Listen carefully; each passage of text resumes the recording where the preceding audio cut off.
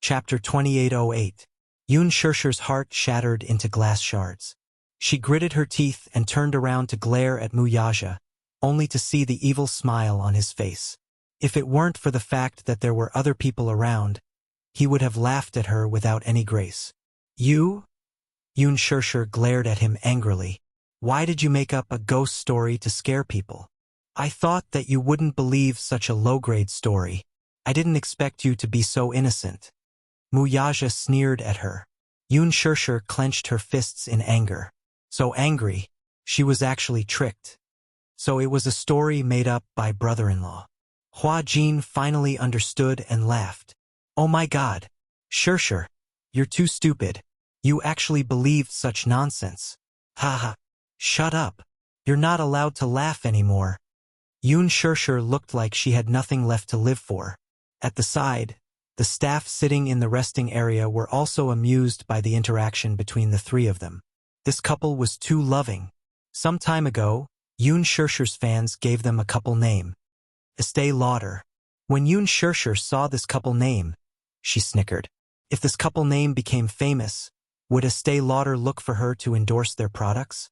She didn't expect that not long after, Estee Lauder really looked for her to endorse their products. Yun Shirshir's expression at that time could be said to be in a mess. After bidding farewell to the crew, Yun Shirshir and Hua Jin walked behind while chatting and laughing. Wuxia was responsible for driving the car over. Shirshir, you're so happy now. Hua Jin said enviously. If only I could find a man who loves me so much. His words were so fast that they were shocking. Yun Shirshir quivered. A man? No, no. Hua Jin hurriedly waved his hand and said in embarrassment, I was wrong. It's a woman. It's a woman. Yun Shirshir continued to look at him with a very deep gaze. Hua Jin immediately raised his hand and swore, I swear. My sexual orientation is absolutely normal. Hua Jin. Yun Shirshir said seriously, actually, it's not shameful to like men. He wanted to cry but had no tears. I really don't like men. I'm the #1 straight man in the universe. Yun Shirshir smiled. Hua Yuji. Scram. Hua Jin stopped mid-sentence and looked at Wuxia's back. He suddenly smiled and said, Brother-in-law looks like a dutiful coachman. Pooh. Yun Shirshir hurriedly covered his mouth. If he hears you, he'll ban you. Wuxia could vaguely hear the discussion behind him, but he saw Hua Jin's cautious look. He raised his eyebrows but did not ask much. He turned around and got into the car, driving out of the parking lot. Hua Jin followed her car back to the apartment as usual. Although he bought a second-hand car, he did not know why, probably because he was unlucky he bought an accident car. A few years ago, there was a rainstorm in the capital and half of the city was flooded. Many cars were soaked in water and became water bubble cars. The mechanic who repaired his car said that it was probably because he bought a water bubble car. That was why the engine was soaked in water and needed to be replaced. Hua Jin was frowning for a few days because of this. Yun Shirshir said that she wanted to lend him money to buy a new car. Hua Jin, on the other hand, said that he wanted to rely on himself and use his salary to buy a new car. Chapter 2809. Is this considered cozying up to someone powerful? Yes. Yun Shirshir gave a fair evaluation. Hua Jin sighed. What goes around comes around. In the past, there were many young actresses lining up to cozy up to me. Now it's your turn to be down and out. After a pause, Yun Shirshir continued, Do you want fashion resources? Hua Jin shook his head. No way. A male celebrity needs to rely on fashion resources to maintain his exposure. Isn't that too sad? Speaking of which, I remember now. Yun Shirshir snapped her fingers. Some time ago, a reality show invited me to be a permanent guest. However, I have some issues with my schedule. Plus, reality shows are very tiring and I can't handle it. I can recommend you. Reality show. Hua Jin considered for a moment and nodded. That's fine too. Do you have a sense of variety? Yes, I do. The company has specialized training. Hua Jin suddenly said, Don't think that I have the burden of being an idol. When I film a variety show, my sense of variety is quite strong. What burden of being an idol do you have? Yun Shirshir looked at him in disdain. If your exposure doesn't increase, I feel that you're going to be outdated. Whoosh, whoosh, whoosh. Her poisonous tongue was like 1,000 arrows piercing through his heart. Hua Jin clutched his chest, his heart aching. Am I really going to become an outdated idol? Aha! Hua Jin suddenly thought of something. He pulled her hand and said coquettishly, Shirshir, why don't we create a couple? What? Yun Shirshir was confused. Couple like the lucky couple. Yun Shirshir thought that she had heard wrongly. She was speechless. Are you kidding? How can I create a couple with you now? I've already made my relationship with your brother-in-law public. Hey. Publicizing our relationship can hype up cheating. Hua Jin deliberately teased her.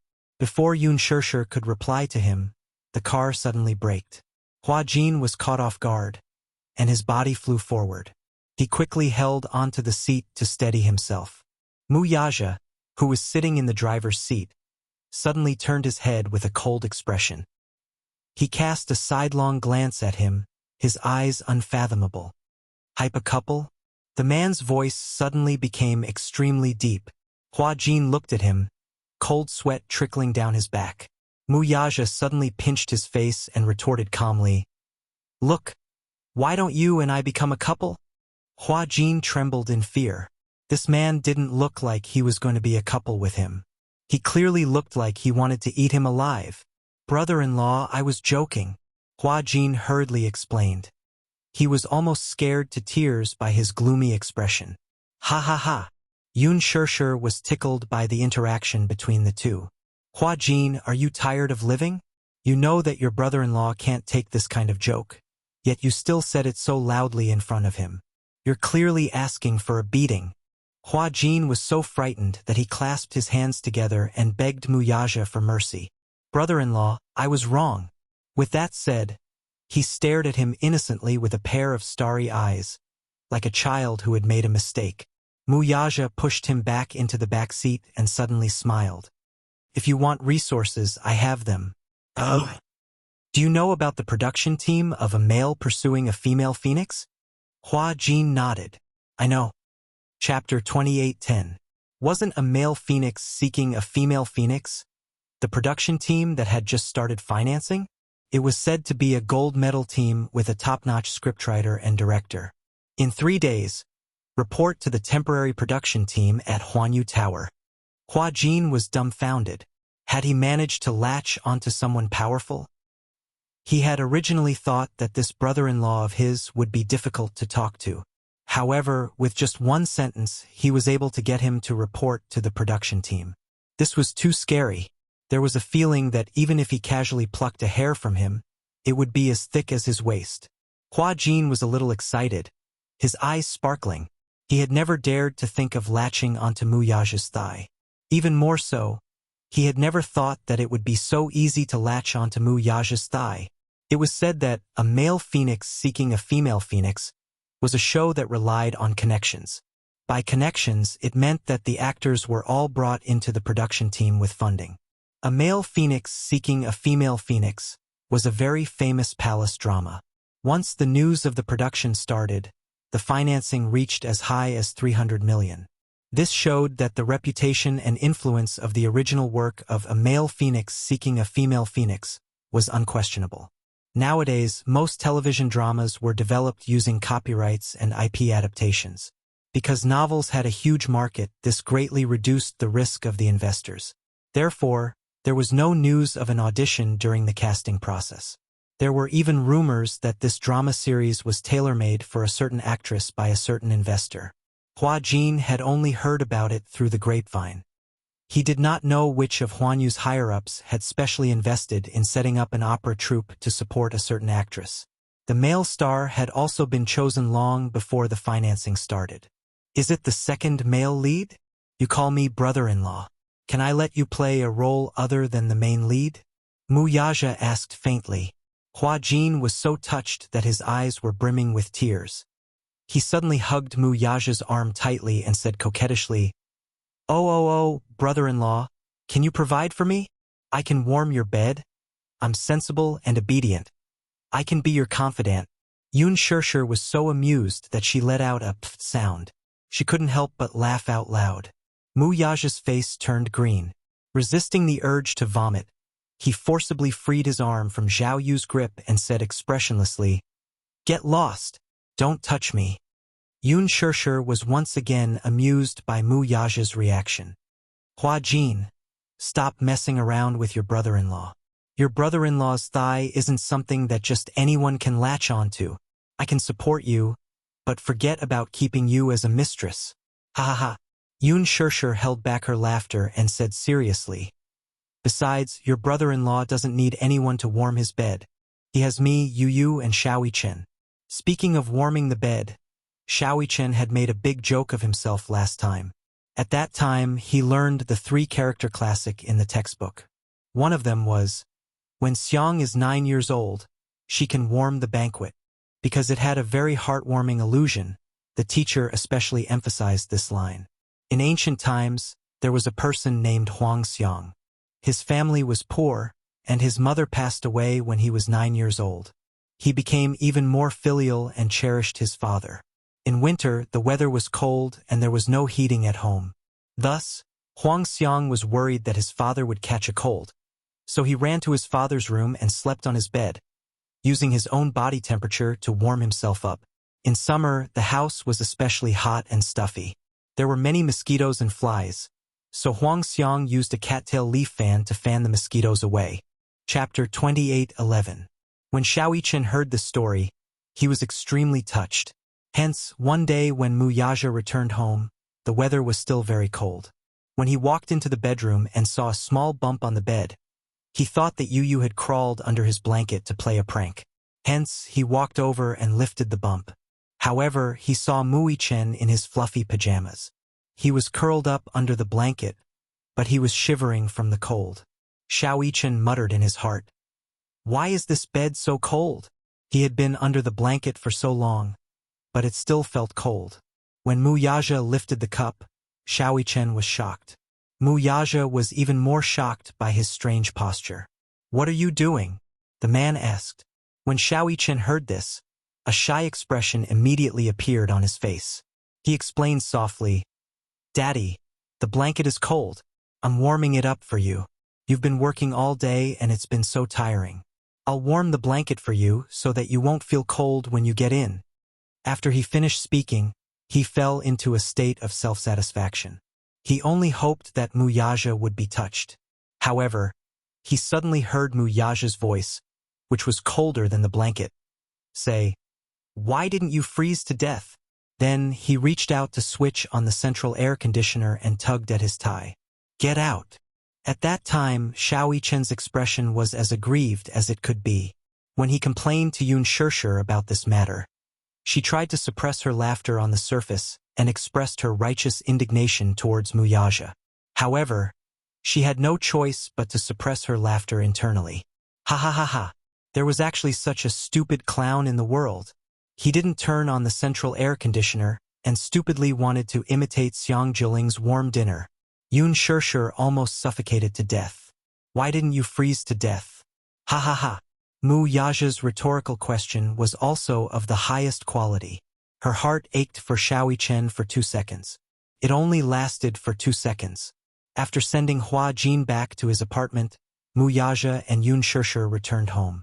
It was already past 6 o'clock.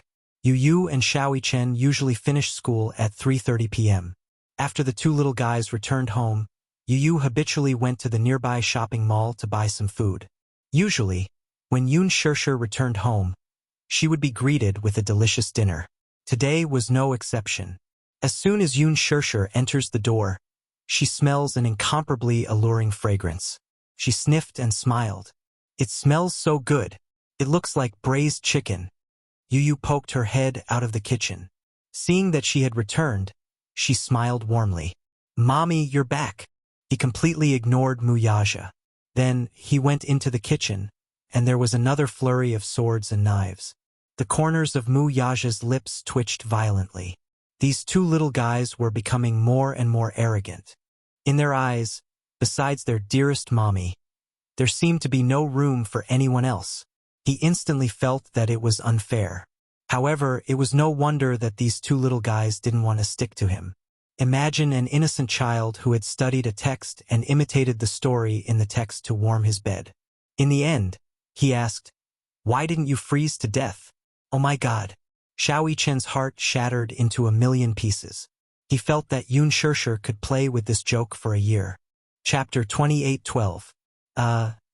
Yun Shirshir was stunned for half a second. Suddenly thinking of something, she asked suspiciously, "Could it be that your grandpa's condition has improved?" Yu shook his head.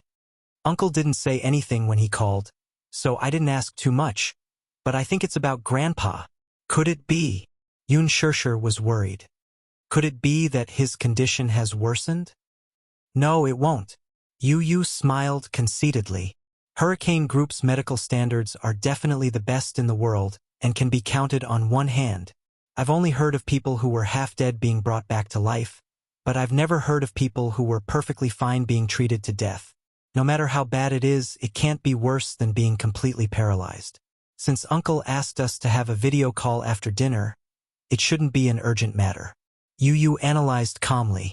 Only then did Yun Shirshir's heart settle down. That's good, then. Even so, Yun Shirshir had lost her appetite. She sat at the table after a few mouthfuls of rice, looking a little distracted.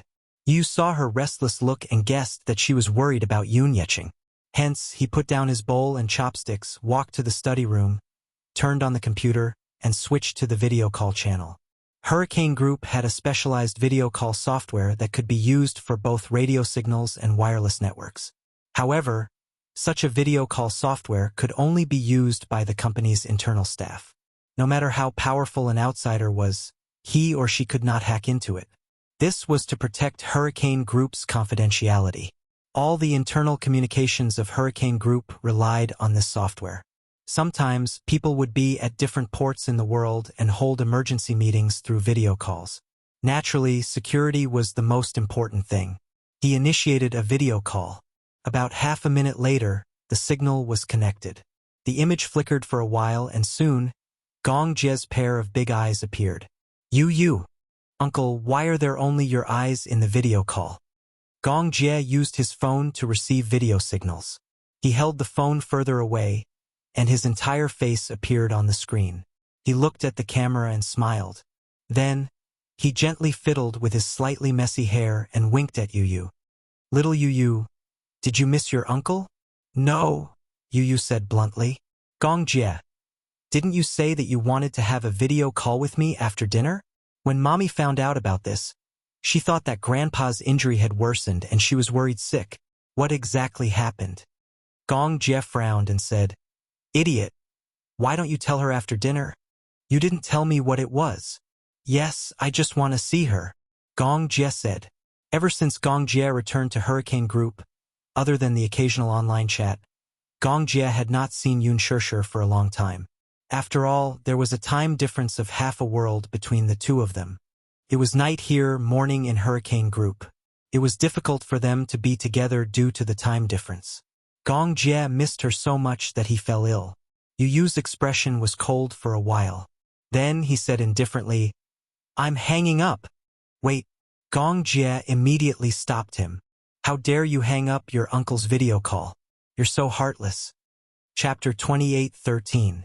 Seeing that he could not hide it from him, Gong Jie said, It's nothing much. Actually, it's about your grandpa. A few days ago, your grandpa just went through his third surgery. He successfully underwent skin grafting and passed the critical stage. But, seeing him change the topic, Yu could not help but feel worried. But what? But because his wound was infected, one of his arms had to be amputated. What? Yu was stunned. Gong Jie also looked a little regretful. The headquarters did their best. In order to save his legs, they spent a lot of money. However, the infection on his arm was too serious, so they could only amputate it. Otherwise, he might not be able to pass the infection stage. Yu's expression turned solemn. Can I see him now? Yes. But you can only see him through the glass window. Okay, then I'll call Mommy. After saying that, Yu ran to the dining room to call Yun Shirshir. When Yun Shirshir heard that Yu had a video call with Gong Jie, she immediately rushed into the study room nervously. Xiao Chen and Mu Yaja also entered the study room. The family of four sat at the study table and saw Gong Jie walking to the door of the ward with his phone. Through the huge floor-to-ceiling glass window, he aimed the phone's camera at the bed. Through the glass window, Yun Shirshir saw Yun Yecheng lying quietly on the bed, with an oxygen mask on and his eyes tightly shut. Although he did not look good, he still looked better than when he was seriously injured. After all, at that time, Yun Yecheng's face was as pale as wax, as if he was nearing the end of his life. Now, his complexion was much better. However, Yun Shirshir quickly noticed Yun Yecheng's empty sleeve. She only saw that one side of his body was empty. It seemed to be missing an arm. His arm? Yun Shirshir seemed to have thought of a possibility and asked suspiciously, Xiao Jie, where's his arm? Sister, Uncle's arm was severely infected and had to be amputated. I once considered using cell regeneration surgery, but the project is too big. Even if the surgery can be completed successfully, Uncle might not be able to survive until then. If the infection spreads, it won't just be a matter of amputating an arm. Gong Jie's voice rang out. Yun Shirshir's eyes suddenly dimmed a few notches. Gong Jie turned the camera to face himself and smiled comfortingly. But don't worry. If there are no accidents and the rehabilitation goes smoothly, Uncle will still be able to walk. Can he still walk? Yes. Gong Jie continued. Do you remember what the doctor said when Uncle was discharged from the hospital? He inhaled a lot of concentrated sulfuric acid and burned his throat. But these are not big problems. Uncle is fine now. Don't worry. A look of relief finally appeared on her face. Thank you, Xiao Jie. Gong Jie raised an eyebrow. Sister, you sound too distant. As he said that, he suddenly smiled devilishly and stuck his handsome face close to the camera. If you really want to thank me, why don't you give me a kiss? Yu immediately smiled and leaned in front of the computer screen. She pouted and kissed the camera. Gong Jie saw this and frowned. Who wants you to kiss me? Chapter 28:14. Did this guy have to be so arrogant? Gong Jie harumphed coldly. I'm so disappointed. I've been working so hard and taking care of you in the ward day and night, and you guys still treat me like this. Yun Shirshir smiled and said, Xiao Jie, don't be sad. When you come back, I'll give you a kiss as soon as you come back. Gong Jie's face finally warmed up a little when he heard this. Sister dotes on me, but I've been a little busy recently, so I won't be able to come back to see you for a while. What are you busy with? It's about work. Gong Jie didn't go into detail. He only said a few words and didn't exchange too many pleasantries before hanging up the video call. Just as he ended the video call, the phone slipped out of his hand. He fell onto the sofa and couldn't bear the pain any longer. His face turned pale. Alice walked to his side and sized him up coldly.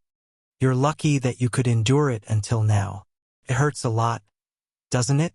Gong Jie looked at her coldly and harumphed, but he said arrogantly, This pain is nothing. Before he could finish his sentence, Alice reached out and poked his shoulder. Gong Jie hissed in pain and sucked in a breath of cold air.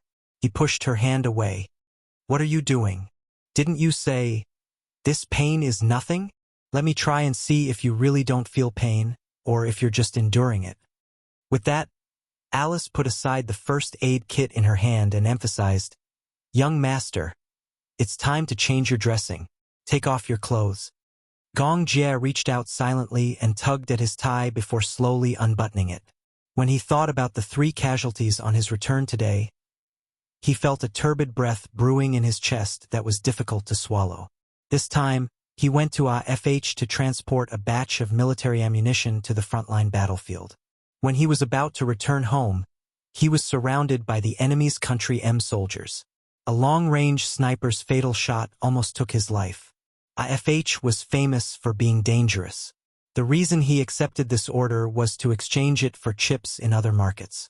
No matter how dangerous this order was, it had to be carried out. However, he did not expect that he would once again make a trip to the gates of hell. Alice didn't help him. She knew very well that no matter how close this man was to her, He would never allow her to take advantage of him. He didn't like anyone touching him. Therefore, even though she knew that he was injured and that it was very difficult for him to do certain actions, she still tactfully did not help him. Gong Jie slowly unbuttoned his shirt and took off his uniform. The black shirt inside had already been stained with blood and was extremely sticky. Fortunately, it was a black shirt that was soaked in blood. Even so, it was hard to tell. I don't know what's wrong with you. You came back injured, but the first thing you thought of was to treat your wound. Aren't you afraid that it will get infected? Gong Jie frowned but didn't say anything. Indeed, when he returned to the hurricane group, his first thought was to see Yun Shusher's face. He missed her. He wanted to see her like crazy. He was in so much pain that his mind was in a mess. But there was only one thought that was very clear. He wanted to hear her voice. Chapter 28:15. It was probably because he had just narrowly escaped death. Therefore, he especially wanted to see the person that he missed dearly. When he came back, half of his snow-white uniform was stained with blood, but he still had the strength to change into a dark-colored outfit. Alice was puzzled. You really don't want to live anymore. If the wound gets infected, it'll be very troublesome. With you around, do you think I'll die? He replied unhurriedly. Alice raised her eyebrows. I didn't expect the insufferably arrogant second young Master Gong to have his precious life in the hands of others. Stop talking nonsense. Gong Jie took off his clothes to half his shoulders, closed his eyes, and exposed his wound to the cold air. He asked faintly, Can you find the bullet? Alice immediately put on her gloves, and then bent down slightly to take a look. The bullet didn't completely penetrate the muscle. The wound is between the collarbone and the shoulder. The bullet is embedded in the surface of the flesh, about 2 centimeters. Alice felt that it was inconceivable. She could tell at a glance that this bullet should be a powerful bullet from a sniper rifle. She asked in a daze, How many layers of bulletproof vest did you wear? 1 layer. How is that possible? Alice obviously didn't believe it. With the power of this bullet, even if you wear 2 layers of bulletproof vests, it can still fiercely penetrate your body, instantly lacerating your flesh. It's obvious that the sniper aimed at the fatal position of your heart. It's a miracle that you survived. This bullet didn't enter the body, but was embedded in the epidermis. But according to her rich experience, this kind of bullet, no matter how many bulletproof vests he wore, would not only cause such a wound. Gong Jie looked up and replied coldly, Before I was shot, a death guard stood in front of me to protect me. The bullet first passed through his body, and because I was wearing a bulletproof vest, it blocked a lot of the impact. In other words, the reason why this bullet deviated was because someone protected you and blocked the bullet for you. Fortunately, someone blocked the bullet for you. Otherwise, this bullet is enough to take your life. Based on her estimation, Alice judged that if there were no guards to block the bullet for him, the bullet would definitely cause a bowl-sized wound on his body. Take out the bullet first and then check to see if there are any other wounds. It won't be fun if the ribs are shattered. He still remembered that one of Gong Jie's subordinates was wearing a thick bulletproof vest. However, after being shot, although the bullet did not penetrate the bulletproof vest, the huge impact shattered his ribs, and the rib fragments pierced his heart, killing him on the spot. What a lunatic. Alice took off her gloves and said, Let's get ready for the surgery. Surgery? What else? Do you want to keep this bullet as a souvenir? Alice asked. There's no need to go to the operating table for such a minor injury, right? The ammunition in the warhead has already spread into the wound. If we don't do in-depth treatment, who knows what will happen? Gong Jie closed his eyes, clenched his fists tightly, and slowly got up. However, just as he got up, he only felt darkness in front of his eyes. After a moment of dizziness, he almost fell. Alice immediately reached out to support him. All his weight was on her, so it was inevitable that he was heavy. Chapter 28:16. Gong Jie closed his eyes, clenched his fists tightly, and slowly got up. However, just as he got up, he felt his vision go dark. After a moment of dizziness, he almost fell down. Alice immediately reached out to support him. He was leaning all his weight on her, so it was inevitable that he was heavy. What do you usually eat? You're really heavy, Alice said with difficulty. Don't tell father about this, he said in a low voice and closed his eyes. Alice finally became a little nervous. Gong Jie was in a lot of pain. He actually fainted from the pain, which meant that the wound infection had worsened. In such a bad situation, he did not enter the operating room immediately. Instead, he took his phone and made that inexplicable call. However, what Alice did not know was that Gong Jie could not wait to call Yun Shishi's phone because he was always worried that if his injury worsened, he would not have the chance to hear it. As the CEO of the Hurricane Group, his identity meant that he was destined to walk on the edge of hell and the mortal world, not to mention going through hell and hell. No matter how many people there were to protect him, there was never anything that was foolproof.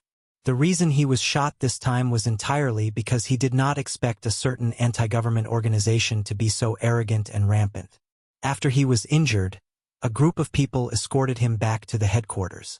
The Hurricane Group had its own air route territory. Even if they did not need to report to the signal tower, they could take off at any time and anywhere. When they returned to the headquarters, Gong Jie had lost a lot of blood, but he did not enter the operating room immediately.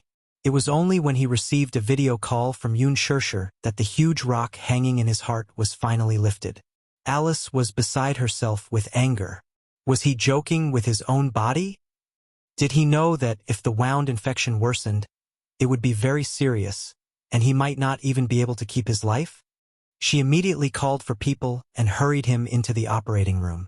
In the wee hours of the morning, after 3 hours of intense surgery, Alice finally removed the bullet, cleaned the wound, and checked Gong Jie's other injuries. Fortunately, other than the gunshot wound on his body, there were no other signs of injury. This brat was really lucky. Gong Jie opened his eyes and watched her slowly place a bullet on the tray. Bang! The sound was crisp and clear. Because of the huge impact, the bullet had already been deformed. After the wound was cleaned, she stopped the bleeding, cleaned it up, and stitched it up in one go. Alice let out a sigh of relief. Will this place leave a scar? Gong Jie suddenly asked. Alice glanced at him and snorted. What do you think? Such a deep wound will definitely leave a scar. Wouldn't that be ugly?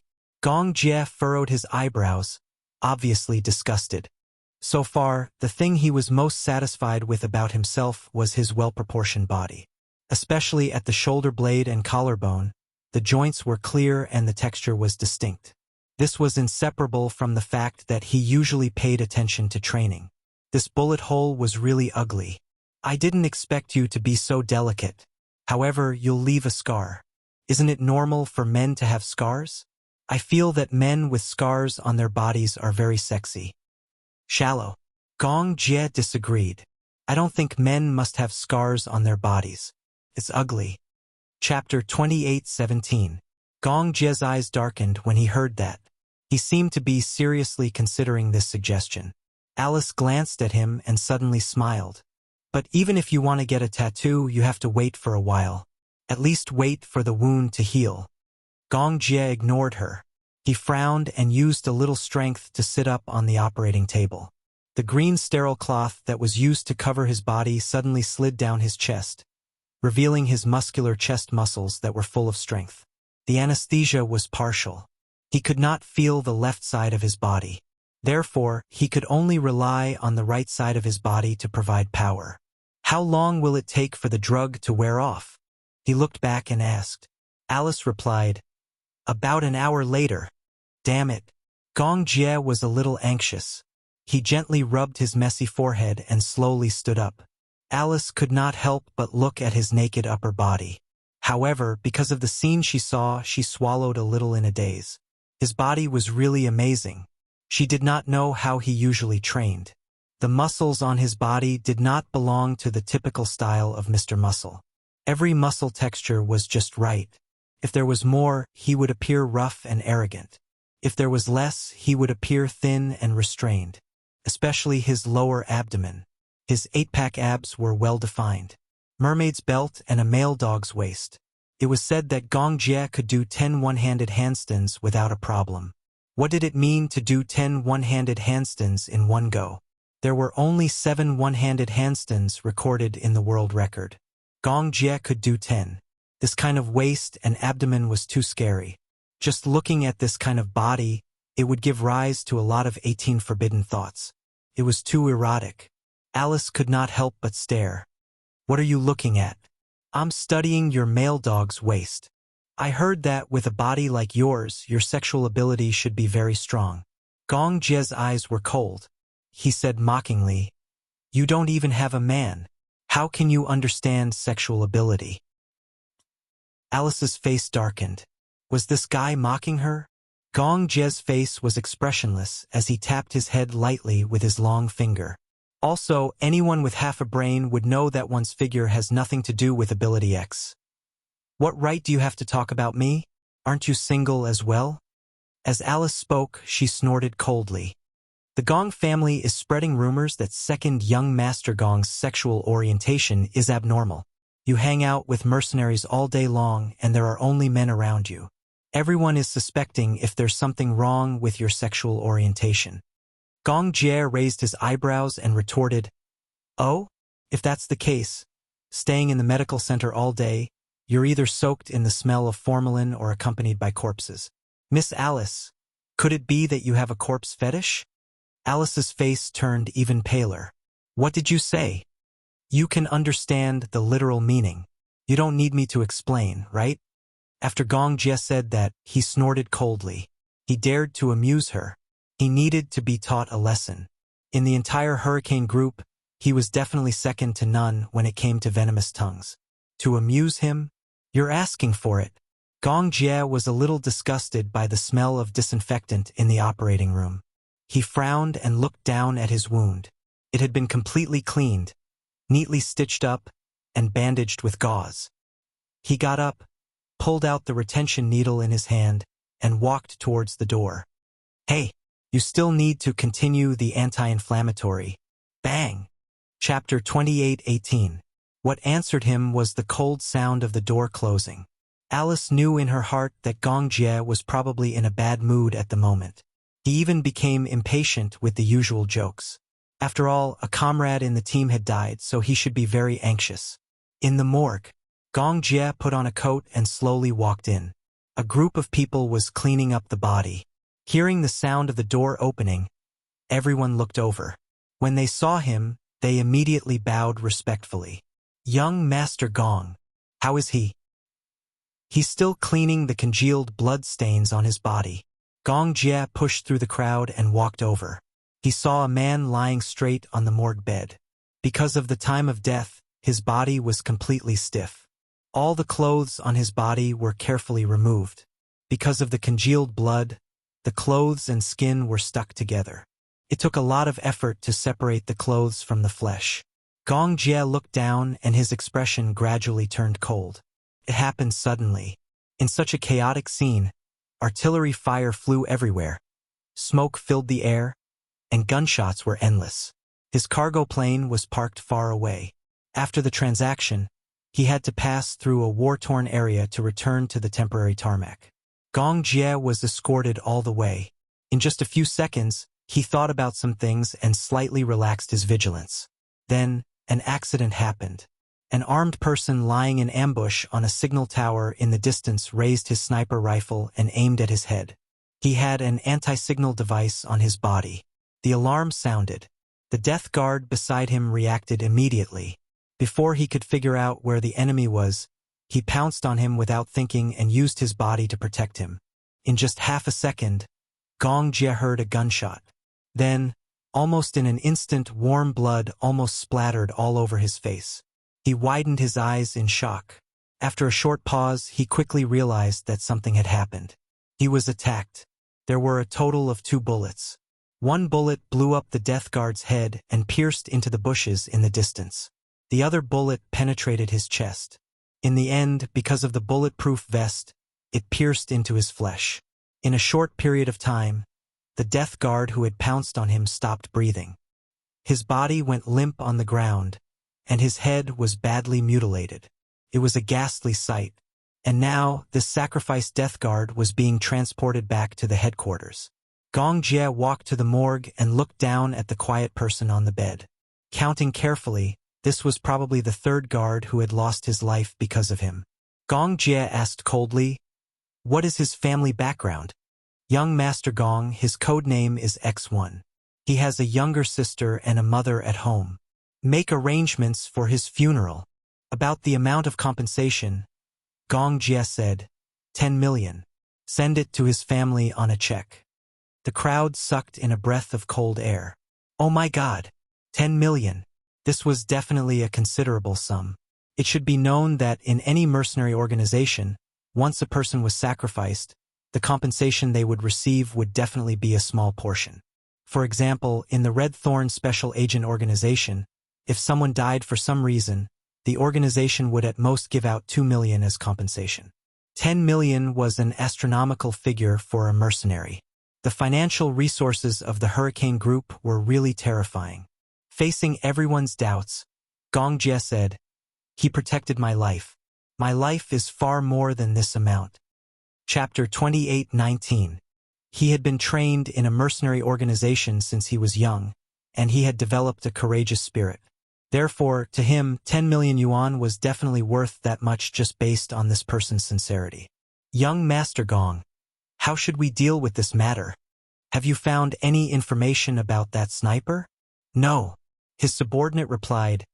"There are constant wars in Afghanistan. Many of the anti-government forces are not organized, and there are even many members of terrorist organizations mixed in. However, from their uniforms you can tell which anti-government military organization they are from.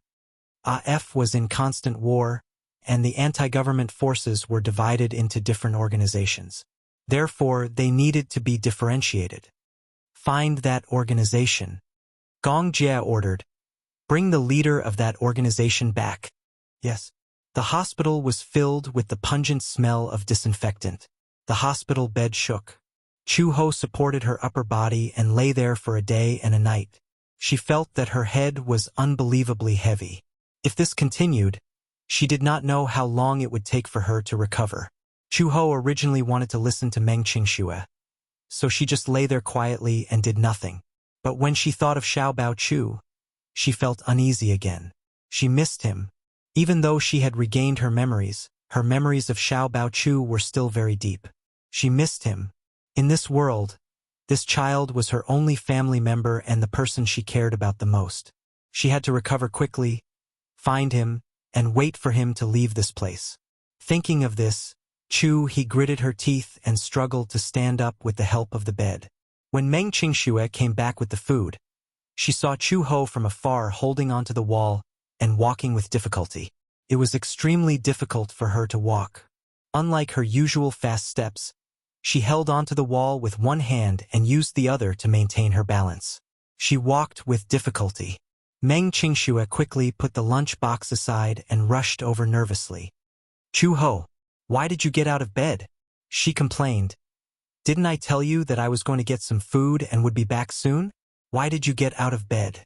Are you looking for something?" "I'm taking a walk to recover my energy," he explained seriously. "Exercise?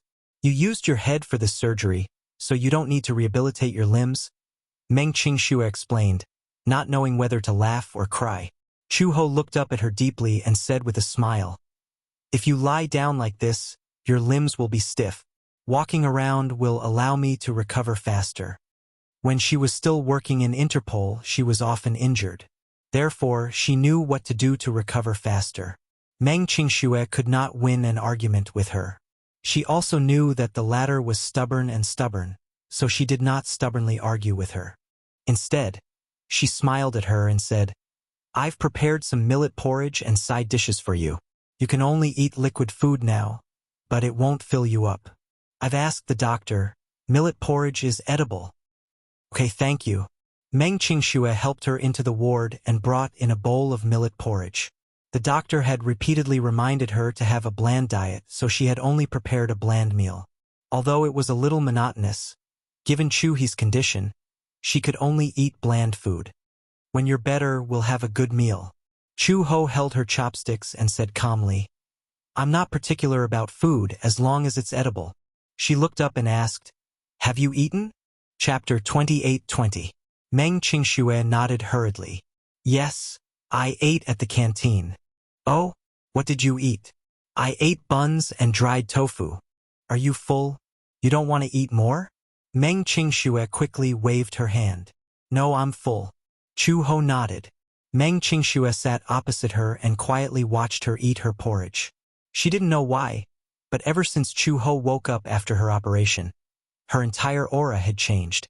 In the past, although Chu Ho looked cold on the surface, she still had an extremely gentle aura. It was probably because she was a mother that she was very easygoing. However, the current Chu Ho only made her think of one word: machine. Her eyes were cold, and her expression was indifferent. Even when she was eating, she was like a robot. Her eyes were rigid and her face was serious, as if she didn't have any emotions. However, such a posture was very elegant and pleasing to the eye. She was like a noble gentleman of the royal family. Her facial features were very beautiful, but because of her short hair, she had a cold aura that some women didn't have. For a moment, she couldn't think of any man who could conquer such an aura. Meng Qingxue couldn't help but imagine what kind of person Xiao Bao's father was. A man who could conquer Chu Ho must be very powerful. She was very curious. However, after Chu Ho woke up, he didn't mention anything about the past. This made her more or less disappointed. Although she knew that there were some things that she shouldn't ask about, she was still very curious. After struggling for a long time in her heart, Meng Qingxue finally mustered the courage to ask, Chu Ho, do you remember those things in the past? I'm full. Chu Ho acted as if he didn't hear her question. He put down the bowl and picked up the napkin to gently wipe the corner of his mouth. Meng Qingxue's words were interrupted. She glanced at the bowl. She didn't drink much, only half a bowl. She couldn't help but feel puzzled. Are you full? Yes, I'm full. Chu Ho's tone was very calm. Meng Qingxue, on the other hand, was very sensitive. She pursed her lips and asked suspiciously, Did I ask something I shouldn't have and you're upset? Chu Ho looked up and met her eyes. After a moment of silence, he said, You just asked me if I remembered the past. I heard it clearly, but I don't want to answer. His tone was sharp and clear, without any sloppiness. You don't want to tell me? Meng Qingxue was disappointed. Why don't you want to talk about it? Chu Ho said, Not a good memory. How could that be? Don't tell me that after so many years, there isn't a single memory that makes you happy? Yes. Chu Ho paused and said, There are some memories that make me feel warm, like you and Xiao Bao. I cherish them very much. Meng Qingxue smiled. Suddenly, she saw that Chu Ho's expression gradually turned cold. There are some memories that are like humiliation in my heart. Even if I remember them, I don't want to look back. Meng Qingxue was stunned. Is it about that man? Yes. Xiao Bao's biological father, right? When Chu Ho heard this, he smiled expressionlessly. Yes. You don't have any feelings for him? Meng Qingxue thought hard. Or did he betray you? I betrayed him. Whether it's me or him, I don't have any feelings for him. Chapter 28:21. Then, how did you guys get together with Xiao Bao? Meng Qingxue asked cautiously. Chu Ho's gaze suddenly turned sharp. Seeing the change in her gaze, Meng Qingxue immediately said, It's okay if you don't want to talk about it. It's my fault for being nosy. I shouldn't have asked so much. It's okay. Chu Ho lowered her eyes with a cold gaze. For the past few days, Chu Ho had been recuperating in the hospital in peace. However, ever since Mu Yanqing and Meng Qingxue parted on bad terms, he had not come to the hospital or look for her. In order to take care of Chu Ho, Meng Qingxue settled herself in the hospital. After all, she was not in good health and had to take a pregnancy-stabilizing injection every day. It was slightly more convenient to settle herself in the hospital. Within a few days, Chu Ho noticed her abnormality. Where's Mu Yanqing? She asked Meng Qingxue. Why hasn't he come to look for you these past few days? Meng Qingxue was washing clothes. When she heard her question, her expression became even more desolate. But she did not say anything in the end. Chu Ho walked to her side and asked indifferently, Did you have a fight? No. Then what happened? I made him angry, Meng Qingxue said somewhat vexedly. He probably misunderstood me. Anyway, it's complicated. I seem to have triggered his most sensitive part. Chu Ho did not know how to respond for a moment. Suddenly, she asked the most important question. What do you plan to do with him? I heard that he has a fiancé. How did you know? Meng Qingxue asked in surprise. Chu Ho narrowed her eyes and suddenly asked meaningfully, Do you know what I used to do? Meng Qingxue looked confused and shook her head. Chu Ho slowly leaned closer to her and said word by word, I was an intelligence agent and later worked at the Interpol headquarters. Meng Qingxue thought she was joking and couldn't help but tease, You're that good. Humph. Chu Ho continued, However, I can tell that he cares more about you and doesn't have any feelings for his fiancée. Although this man's character was a little bad, his nature was not bad. At the very least, he treats you with sincerity. Meng Qingshue's expression suddenly froze. She suddenly threw her clothes into the laundry sink and muttered gloomily, So what? Chu Ho sized her up and suddenly smiled. Do you know what you look like now? What? A self-pitying, abandoned woman. Meng Qingshue's expression was extremely ugly. Didn't I tell you to fight for what you want? Do whatever it takes to get it? Meng Qingxue looked at her abruptly. You mean, you want me to compete with that woman? What's the problem? Chu Ho cast a sidelong glance at her. You don't dare? It's not that I don't dare, but I don't have the confidence. Without confidence, it's the same as having no guts. Chu Ho smiled. As long as you want something, you should work hard to fight for it, right? As long as you think it's worth it, you should fight for it at all costs. After that, she got up, returned to the hospital bed and lay down. Meng Qingxue continued to wash her clothes, but no one knew what she was thinking about. It was only when Chu Ho fell asleep that she finished washing the clothes and hung them up to dry. Chapter 28-22. Meng Qingxue continued to wash the clothes, but no one knew what she was thinking about. It was not until Chu Ho fell asleep that she finished washing all the clothes and slowly hung them up to dry. She returned to the ward and took out her phone. After hesitating for a long time, she finally tapped on Mu Yenqing's number. The call went through, and after a few rings it was hung up. Hearing the beeping sound from the other end of the line, Meng Qingxue curled her lips coldly and dialed the number again. This time, however, the man was determined not to pick up her call. He did not even give her a chance to ring before he hung up the call. Meng Qingxue persevered and kept dialing. Mu Yenqing then patiently hung up the call. Meng Qingxue, on the other hand, was unbelievably persistent. On the 99th call, Mu Yenqing could not take it anymore. He picked up the call and yelled angrily, Meng Qingxue, are you crazy? From his tone, it seemed that he had drunk a little and was in a tipsy state. His words were childish and angry like a child. The background was a little noisy. There was no need to think. He must have gone to the bar to drink again. For some reason, when she heard his voice, Meng Qingshue's originally calm face finally rippled. Her eyes suddenly turned red, and her dry lips paused for a moment before she finally said his name. Yenqing? I miss you so much. As soon as she said this, tears suddenly gushed out. Meng Qingxue could not help but wipe the corners of her eyes with her hand. She hated herself for being so disappointing and felt that this fragile look was too laughable. Why was she so disappointing? She had clearly thought of venting all the grievances and frustrations she had felt over the past few days as soon as he picked up the phone. However, when the words reached her throat, once she heard his voice, she could not help but soften. Perhaps it was because her love was etched in her bones that she was defeated in the whirlpool of love and had to compromise repeatedly. Perhaps those who had never loved would never understand how hopeless it was to be afraid of losing someone. Because he loved her too much, he was always in a humble position at the watershed of many relationships, lowering himself into the dust. Mu Yenqing was born arrogant, so he had his pride. But she loved him so much that she didn't even care about her self-esteem. I miss you very much. Where are you? I'll go and find you. Mu Yenqing was stunned when he heard that. His voice suddenly became erratic. Don't come looking for me.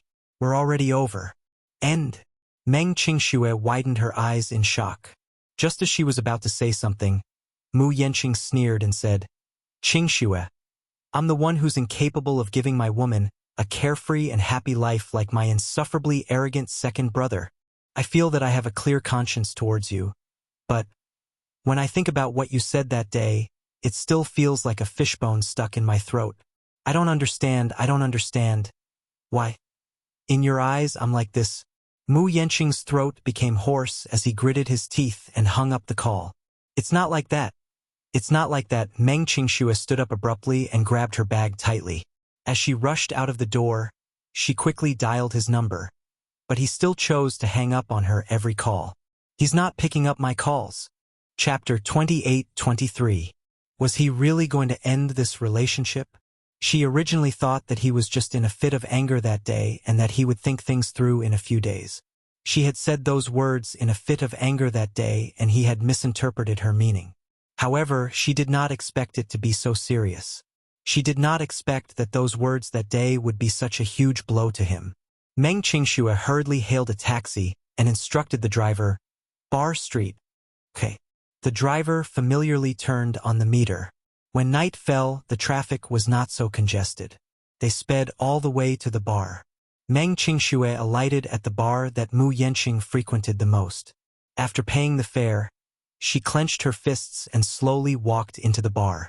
As soon as she stepped through the door, she was immediately surrounded by the almost deafening rhythmic beats. She rarely came to places like bars, and even if she did, it was more often with Mu Yanqing. Meng Qingxue was not used to it for a moment and hurriedly covered her ears. It was midnight. At this time, the nightlife had just begun and the bar had just started warming up. Amidst the music, unrestrained men and women stood on the dance floor, constantly swaying to the rhythm. Meng Qingxue shuttled through the crowd and slowly sized up the bar counter. Such seats were usually occupied by young models and beautiful women. This bar was very famous and often visited by singers and actors. After disguising themselves, they would hunt in such places. The entire bar was taken over by the Young Models Company. At this time, the company would arrange for many young models to sit in this place. Once any producer came here for entertainment and saw them, he would personally pick one. At this time, if the young model worked hard enough and was willing to go all out, what would happen in the future would depend on her own luck. Meng Qingxue then walked to the booth of the private room. When she passed by the third booth, she saw Mu Yanqing being surrounded by a group of people. He was an extremely outstanding man. Even in such a noisy environment, she could see him at a glance with his outstanding appearance and noble temperament. When Meng Qingxue saw him, she was stunned for 2 seconds before she finally reacted. She turned around and walked into the booth. Mu Yanqing was drinking. He could no longer remember how many glasses he had drunk, nor could he remember how many days it had been since he indulged himself in the noisy music and ended up dead drunk. Stop drinking. Suddenly, a familiar voice came from above. Mu Yanqing jerked back to his senses and looked up, only to see Meng Qingxue standing in front of him. Her breathing was slightly undulating as she stared at him intently. Why did you get yourself into this state? You're drunk. Stop drinking. It's none of your business. Mu Yanqing pushed her expressionlessly. Just as he was about to reach for the wine glass, Meng Qingxue took the initiative to snatch the glass. Stop drinking. Mu Yanqing raised his head and met her gaze with a pair of cold eyes. A well-dressed woman sitting next to him saw her actions and could not help but feel a little displeased. She asked snappily, "Who are you? Why are you poking your nose into other people's business?" Meng Qingxue glanced at her and retorted sarcastically, "Do I have anything to do with you? I'm minding my man. Why are you interrupting?" Meng Qingxue mocked her coldly again. His domineering declaration made everyone's jaws drop to the floor. What? This woman claimed that Mu Yanqing was her man. Chapter 28-24. Mu Yanqing waved her hand away. "I've said it before, you don't have to care about me." With that, he reached out to snatch the wine glass from Meng Qingxue's hand. Meng Qingxue dodged and suddenly picked up the wine glass. She pressed her lips against the rim of the glass and pretended to drink it in one gulp. When Mu Yenqing saw this, his mind shuddered and only one thought flashed across his mind. She was pregnant and could not drink. Almost instinctively, he snatched the wine glass from her hand and smashed it on the ground. There was a loud bang. The wine glass shattered and the floor was in a mess. Because of this sudden scene, everyone sitting in the private room was so shocked that they did not dare to breathe. It was obvious that Mu Yenqing was really angry. Once this man was angry, he was extremely frightening. Everyone was so scared that they did not dare to speak. Mu Yenqing was filled with anger and almost roared, "Don't you know that pregnant women can't drink? Are you crazy?" Just as he finished speaking, a woman was so surprised that she screamed in shock. "Oh my God! Pregnant! This woman is pregnant. Otherwise, why would Mu Yenqing say such a thing? If she was really pregnant, then there was no need to think about whose child she was carrying." This woman's background was not simple. One had to know that Mu Yenqing was famous for being a playboy in the circle. He had countless affairs and had many women. However, he had never allowed any woman to do anything out of line. It was even more impossible for her to get pregnant. However, this woman was definitely an exception. Who exactly was she? What was even more surprising was that she actually dared to slap the table and talk to Mu Yenqing. Wasn't she too arrogant because she was pampered? Should Mu Yenqing dote on her a lot? Only Meng Qingxue raised her head to look at him. She then smirked coldly. "I only asked you to stop drinking. You're already so drunk." Mu Yenqing was stunned and he suddenly frowned. "Let's go back." "No." Meng Qingxue reached out to pull his hand. "Let's go back together. Okay? Don't touch me." Mu Yenqing brushed her hand away abruptly and turned to leave. Meng Qingxue knew that he had drunk too much and was in a bad mood, so his face was very ugly. She immediately chased after him out of the bar, only to see him standing by the side of the street. Under the streetlights, his back was elongated, and he looked extremely lonely. Mu Yenqing took out a cigarette box, lit it, and took 2 deep puffs. When he heard footsteps rushing out from behind him, he turned around to take a look. Meng Qingxue immediately walked towards him. Mu Yenqing did not even spare him a glance as he turned around and strode down the street. Meng Qingxue quickly followed. The two of them walked one after the other. His legs were long, and his strides were wide. She was worried about the child in her belly, so she naturally couldn't run. However, following him at such a fast pace was gradually becoming a little strenuous. How could he walk so fast? Meng Qingxue said, "Yenqing, wait for me. Okay?" Mu Yenqing did not react at all. Meng Qingxue became increasingly anxious and chased after him even faster. Her breathing gradually quickened. "Don't walk so fast. Wait for me, wait for me." She kept chasing after him. There were a few times when she was so anxious that she almost tripped over the gravel under her feet. Meng Qingxue was angry and anxious. Chapter 28-25. Mu Yenqing walked in front expressionlessly. She did not know what he was thinking, but his mind was in a daze. Amidst the chaos, there seemed to be countless noisy voices scheming. Suddenly, Meng Qingxue's broken voice came from behind. "Yenqing, are you willing to give me a minute? I have something to tell you." She almost used all her strength to shout this sentence. Mu Yenqing stopped in his tracks but did not turn around. Meng Qingxue could no longer walk. She held her knees and panted slightly, but as she panted, tears rolled down her cheeks uncontrollably. "Is it fun to misinterpret my words? Can't you tell what's said in anger, what's envious, and what's serious?" She raised her head abruptly. "All right, then let me tell you. Hating you is said in anger. Saying that Yun Shirshir is very happy is envious. Saying, 'I love you,' and 'I miss you,' is the most serious thing I've ever said to you. Mu Yenqing, I don't know why I fell in love with you. After thinking about it for so long, I vaguely realized that other than you, there's probably no one else in this world who dotes on me more than you, right?" As Meng Qingxue spoke, her eyes turned redder and tears rolled down her cheeks uncontrollably. Mu Yenqing's heart throbbed painfully when he heard her words. It was as if something was tearing it apart. My life seems to have always been bleak and without light. I left home and went to the capital to seek a career, but I also went astray. When I entered a modeling agency, I was lucky to meet you.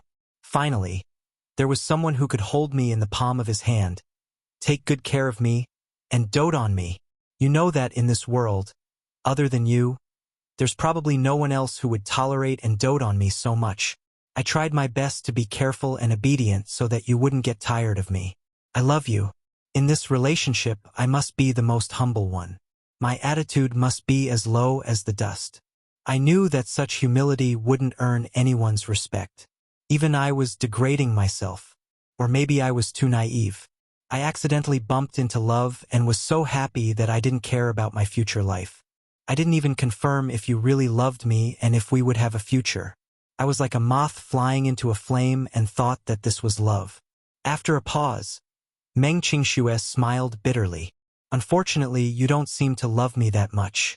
You're always busy, you never answer my calls, you always have a lot of social engagements, and you always have a lot of women. Many nights, the one by your side isn't me, but someone else's woman. I've been sad. I've been disappointed. I've been jealous. I've been envious. I've also had the impulse to leave you and fly to a faraway place. There will always be someone who loves me more than you, who will tolerate me more. At the very least, someone who truly cares about me and only me. Meng Qingxue sucked in a deep breath of cold air as tears streamed down her cheeks uncontrollably. But every time I packed my luggage and was about to leave you, I looked back at the apartment and saw our shadows in every corner. Only then did I know that I can't lose you at all. I can't leave you. Perhaps you don't feel this way because you're so proud. It's not impossible for you to live without anyone. But I'm different. I'm different. I can't leave you. Chapter 28-26. She bit her trembling lips and sobbed. But I'm actually like a parasite on your body. It's as if I'll go extinct if I leave you. I know that I'm weak and lowly like this, but I still want you to know that I won't be able to live if I leave you.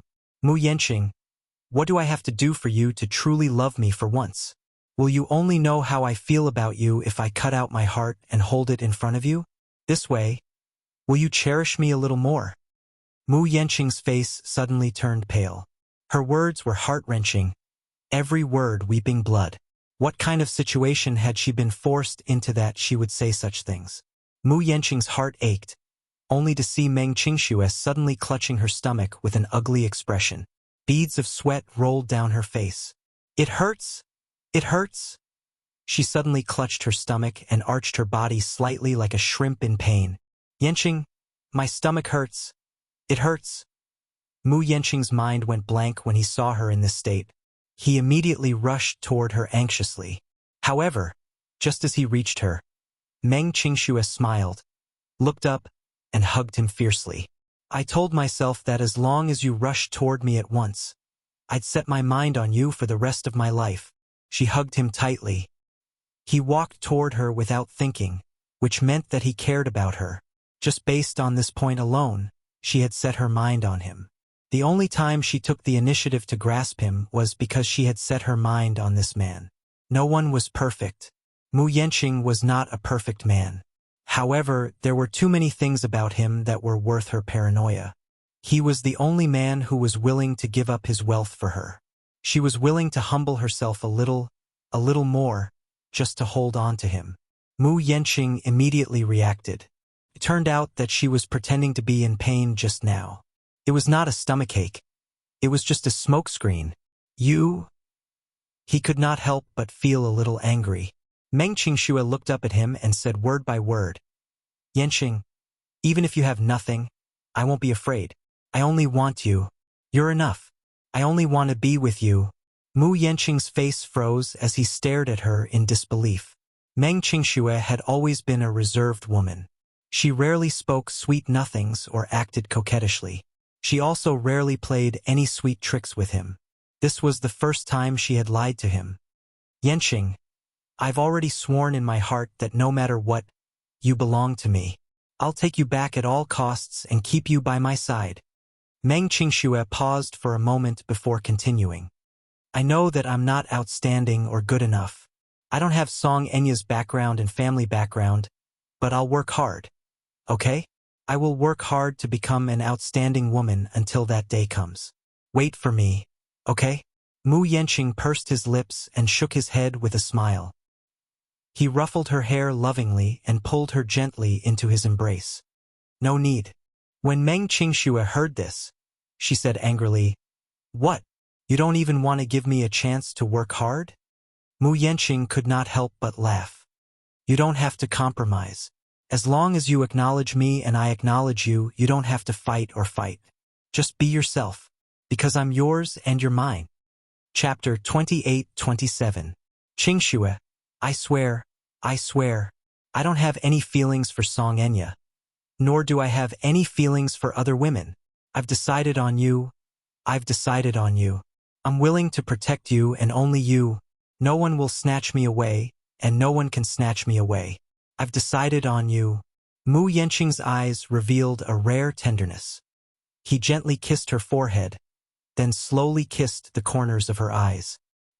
He kissed away her warm tears and suddenly sealed her lips. Yanqing, I want to be with you for the rest of my life. Meng Qingxue hugged his shoulders and confessed affectionately. You're in all of my imagination for the future. I've also thought of giving up on you, but I can't. Mu Yanqing's heart ached. He suddenly felt that he really owed this woman so much. He always made her cry, always made her wait, and always made her wait for nothing.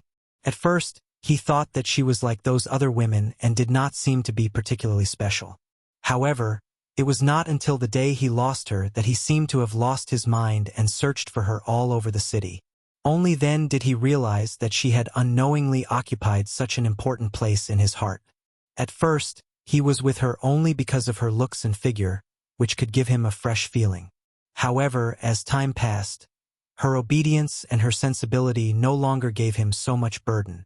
In fact, every time he returned to her side, he felt the warmth of returning home.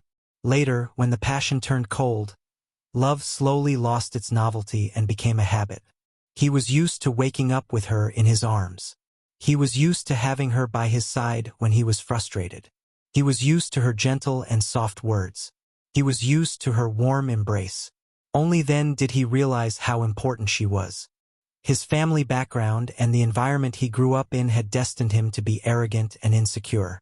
He was cautious at every step and did not have any sense of belonging. Therefore, he had always been obsessed with building a fortress and sealing himself in it. In fact, he was unbelievably fragile. He admitted that he was not as outstanding as Wuxia. That kind of man was too perfect and too dazzling. He kept chasing after him. But in the end, he was still reduced to a foil and a joke. He couldn't accept it. That was why he was deeply hurt by her careless words. Qingxue, I love you. I really love you. These 3 words had been brewing in his heart for a long time, but every time he wanted to confess his feelings, he was too embarrassed to say it, so he forced himself back down. But at this moment, no matter what, he was going to reveal everything to her. I want to give you the best life. Even if I have to resort to any means, I will ensure that you will never have to worry about food and clothing. Mu Yanqing gently caressed her sideburns and smiled. Don't think too much about it, and I don't need you to fight for it. I'm yours. I belong to you, Meng Qingxue only cared about her tears. She hugged him tightly and cried until she couldn't speak. If I cut out my heart and held it in front of you, would you know what kind of feelings I have for you? This way, will you cherish me a little more? What can I do to make you cherish me even more? Her words still echoed in his ears. Mu Yanqing's heart felt like it was being pierced by a needle as he hugged her even tighter. From now on, I will cherish you even more. Chapter 28-28. Chu Ho was startled awake by a soft rustling sound. She had always been a light sleeper. Probably because of her profession, she was more alert than ordinary people. Hence, even in her deep sleep, she could detect even the slightest movement. Chu Ho suddenly opened her eyes.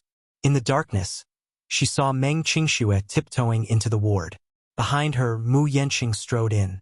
The leather shoes on his feet were very hard, so when they landed on the ground, they made a loud sound. Meng Qingxue did not realize that Chu Ho had woken up. She thought that Chu Ho was still asleep, so she turned around and whispered to Mu Yanqing, "Shu, keep your voice down and don't make such a big noise. She's still resting. Such a small noise won't wake her up at all."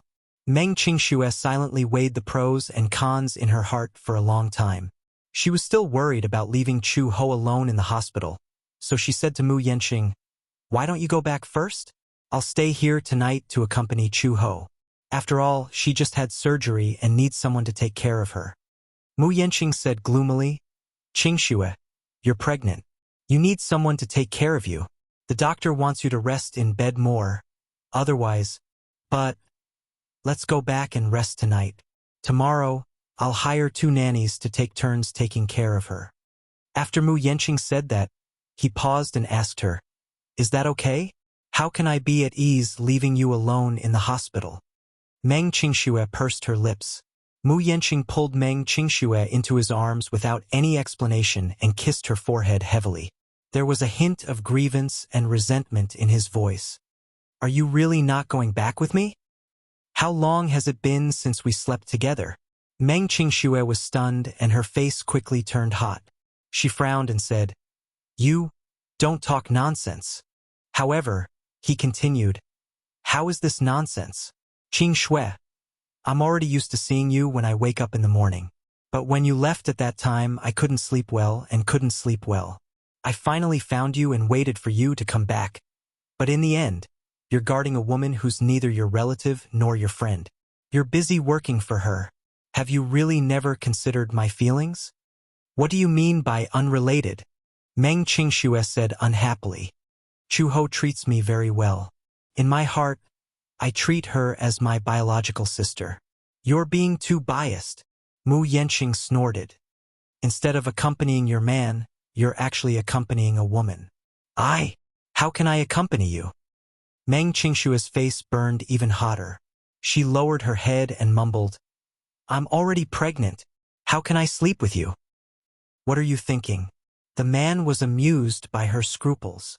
"No matter how crazy I am, I'll never do anything to a pregnant woman. You're pregnant. How could I do anything to you? I just want to hug you to sleep. Can't I do that?" Meng Qingxue was doubtful of his words. "Is that really what you're thinking?" "Yes, I swear." "Then, all right." Meng Qingxue finally agreed. Mu Yanqing smiled in satisfaction, hugged the back of her neck, and pecked her lips. Meng Qingxue placed the supper she had bought on the table and let Mu Yanqing hug her as they left. Chapter 28-29. What kind of lovey-dovey behavior was this? In the middle of the night, she was caught off guard and they were showing off their affection. Supper? What's the point of eating supper? She was already full from all the PDA. So, these two were here to deliver PDA. However, Chu Ho did not have the awareness of being single. He did not feel much about other people showing off their love. It was just that he was woken up in the middle of the night while sleeping soundly. He gritted his teeth in hatred. Why? Did the two of them make up? Earlier, a certain woman was still crying as if the sky was about to collapse. In her dreams, she actually heard Meng Qingxue crying secretly in a corner. Now everything was fine? Chu Ho furrowed his brows but did not think too much about it. He turned over and fell into a deep sleep again. The day after he brought Meng Qingxue back, Mu Yanqing bought an apartment next to Dishing Building. It was a few hundred meters away and could be reached in a few steps. Initially, he had thought of buying her a villa when he came back and then settling her down well. He would give her a few nannies, servants, and housekeepers so that she could take care of her pregnancy in peace. However, after thinking about it, if he were to buy a villa, it would definitely be far away. Very few villas in the capital were in the city center. Usually, they were in areas with good feng shui, especially in the area around Yunshan Shuri, where large areas of villas were developed. However, if he really arranged for her to live in a place so far away, it would be inconvenient for him to get stuck in a traffic jam. If anything happened to him, she would be far away from the hospital and his company. Therefore, after serious consideration, he finally decided to settle her in a high-end apartment next to Dishing Building. Chongcheng Mansion was probably the most high-end apartment in this area. It was divided into small and large apartments. The large apartment was a large duplex apartment with a total of more than 300 square meters. Mu Yanqing decided to buy an apartment. The apartment was exquisitely renovated and could be moved in with a bag. He even carefully sent someone to measure the formaldehyde, and there was no problem. In the end, he chose a duplex apartment to separate the moving area from the scenic area. When he was working, he would not disturb her. Don't underestimate this 300 square meters. As it was located in the bustling city center, Mu Yanqing spent more than 20 million yuan on a duplex apartment like this. It was close and convenient. Downstairs was a department store, a hospital, a supermarket, and a market. Everything was available. Meng Qingxue did not know about this. So, as soon as she pushed open the door to the apartment, she was greeted with a luxurious sight. Crystal chandeliers, stylish murals, high-end staircases, and expensive carpets. All of this was simply inconceivable. I bought it before. I bought it for your pregnancy. Mu Yanqing held her hand as they walked in and closed the door. Looking at the incredulous look on her face, he felt great satisfaction in his heart. Do you like it? I do, Meng Qingxue mumbled. But I can't believe that this is for me. Who else could it be if not for you? If you like, you can stay here even after you give birth to a child. He suddenly held her hand. There are a total of 3 master bedrooms, 2 guest rooms, and a nursery. A nursery? Meng Qingxue could not help but be surprised. Chapter 2830. This is the baby's room. Meng Qingxue carefully poked her head in to take a look. The baby's room was specially made. Let's not talk about anything else, just the wallpaper. As this apartment was exquisitely renovated, it was already renovated when it was handed over. The developer would not know if the owner was a boy or a girl. Hence, the wallpaper was made of pink and light blue overlapping. It had the dreamy feel of a little princess and the childlike feel of a little prince. There was a cradle, a small wardrobe, and a mountain of toys. This apartment building was developed by Wan Ku. It had to be said that as a top real estate developer, Wan Ku was extremely meticulous in terms of details. Meng Qingxue was stunned. It was as if she could imagine a baby in diapers exploring this vast world curiously, crawling on the carpet with its hands and feet, and then suddenly jumping into the mountain of furry toys, like a little mouse falling into a millet jar. It was so happy that it didn't want to go home. She could not help but be amused by the scene in her imagination and burst into laughter. Mu Yanqing was a little puzzled. Why are you laughing for no reason? It's nothing. I just thought of something fun. If you like this place, then take good care of your baby. Mu Yanqing slowly walked to the living room and said, It's very quiet here, and it's difficult for ordinary people to come and go, unless it's the owner who lives here or has a special pass. He turned around and saw Meng Qingxue walking out of the room. His lips curled into a smile. However, I've already instructed the front desk in advance that no matter who wants to see you, they have to give me a call in advance. They can only enter after getting my permission. Are you worried that Li Mengya will find her way here? Meng Qingxue asked doubtfully. Mu Yanqing nodded. I won't give her a chance to get close to you again. Meng Qingxue smiled. All of a sudden, something came to her mind. She furrowed her brows and asked tentatively, Will you come to accompany me often? Or was it still like before? When he was busy, he would forget about her. When he remembered, he would come over to accompany her. Mu Yanqing smiled when he heard this. Why do you think I bought this place? Why? Because... He slowly approached her and whispered into her ear. Because this is my home, too. He saw her dazed expression and felt that she looked really stupid and cute. He couldn't help but scratch her nose. Are you stupid? I said, I'll live here with you, too. This place is very close to Mu Group. I can reach the building just by walking a few steps to and from work. Meng Qingxue widened her eyes in surprise. What did you say? You said, You're also living here with me? I'm worried about leaving you alone. Mu Yanqing added, Plus, the Mu family's matters are still unclear, so I'm not in the mood to stay in the main residence. I'll stay here and accompany you so that I can take care of you. Are you going to take care of me? Meng Qingxue snickered disapprovingly. Young Master Mu, you know how to take care of people? Humph. I wonder if you'll be willing to accompany me to the night market if I'm hungry in the middle of the night and want to eat supper. I'm willing. Humph, that's just a nice way of saying it. When the time comes, I'm not sure. Meng Qingxue obviously did not believe him. Chapter 28:31. All right, if you have the time to argue, hurry up and take a shower. It's getting late. Pregnant women should rest early. Mu Yanqing urged her. Meng Qingxue was not used to his concern. In the past, he was not good with words, let alone expressing himself. Sometimes, a lot of nice words were often stored in the heart, but never spoken out loud. However, after experiencing this night, he felt a lot of emotions. He also knew that there were some things that weren't that shameful to say. Words of concern, words of love, words of apology if he did something wrong. If these words were not said and kept in his heart, there would be no meaning. He clearly liked her, but if she was sad because of the pride in his bones, it would be meaningless if he did not go forward to hug her. Mu Yanqing coaxed Meng Qingxue to take a shower. After the two of them took a shower, they went to bed to rest. There was something worth mentioning here. The moment Meng Qingxue entered the bedroom, she fell in love with the design of the master bedroom. It was warm and elegant, felt like home and had a luxurious taste. This apartment must have cost tens of millions. The next day, when Meng Qingxue arrived, Chu Ho was not in the ward. She was frightened and quickly asked the nurse at the nurse's desk. The nurse at the nurse's desk said that the patient had put on a jacket and left early in the morning in high spirits. She probably went for a walk in the hospital's back garden, a nurse said suspiciously. Previously, whenever she had lunch or dinner, she would go for a walk downstairs in the ward building. If it weren't for the fact that she's a young lady, we would all say that a girl like her doesn't like to play with her phone or have any entertainment. She's completely like an old cadre.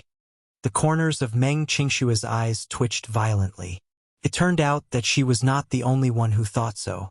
Chu Ho was indeed too old cadre. Lying in bed, other than reading the newspaper, she read some books. The hospital would provide some books. Although it was limited, it could be considered a great way to pass the time.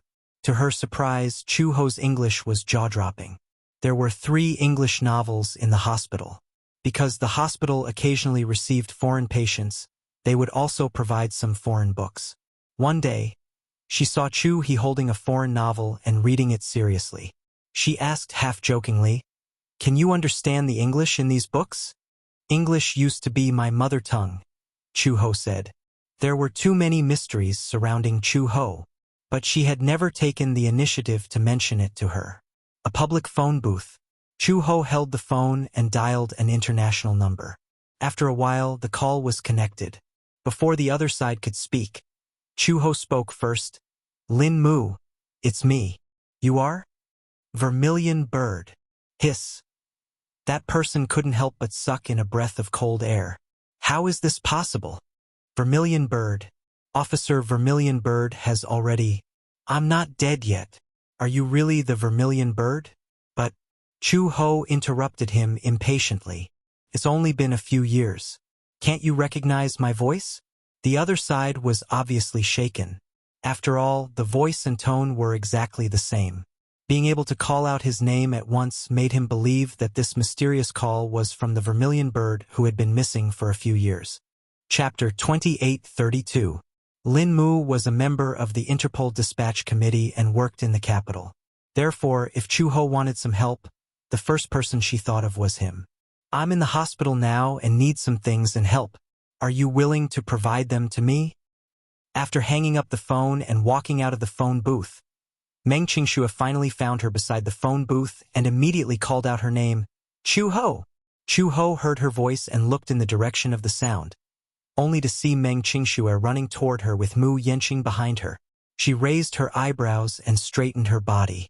When she saw Meng Qingxue panting from running, she could not help but chide her. "Why are you in such a hurry? It's not like I hide whenever I see you.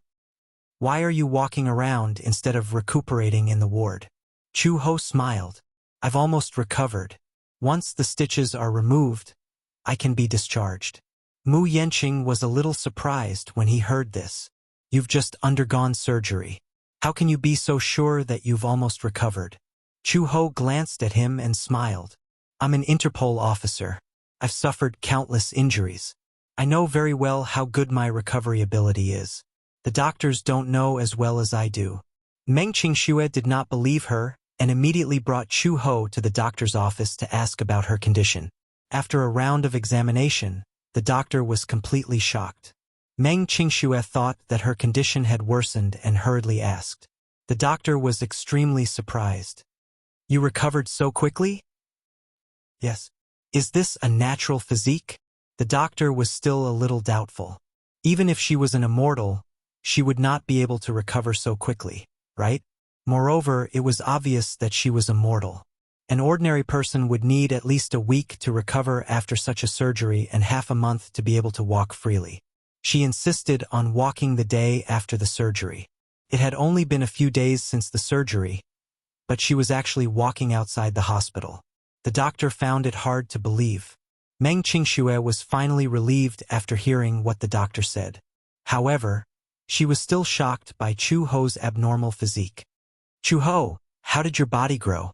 If I had such a good physique like yours, I wouldn't be in such a sorry state after getting pregnant. Chu Ho smiled. When I was pregnant, I was soaked in seawater for 2 days and 1 night, but nothing happened. Everyone's physique is different. When Meng Qingxue heard this, she was stunned for a moment. Then, she pulled her to the side. Do you really remember everything? Yes. Then can I ask you something? Someone said that when you were discovered, you drifted over from the sea. What exactly happened? Chu Ho was stunned. After a moment of silence, he suddenly said, the car accidentally fell into the sea.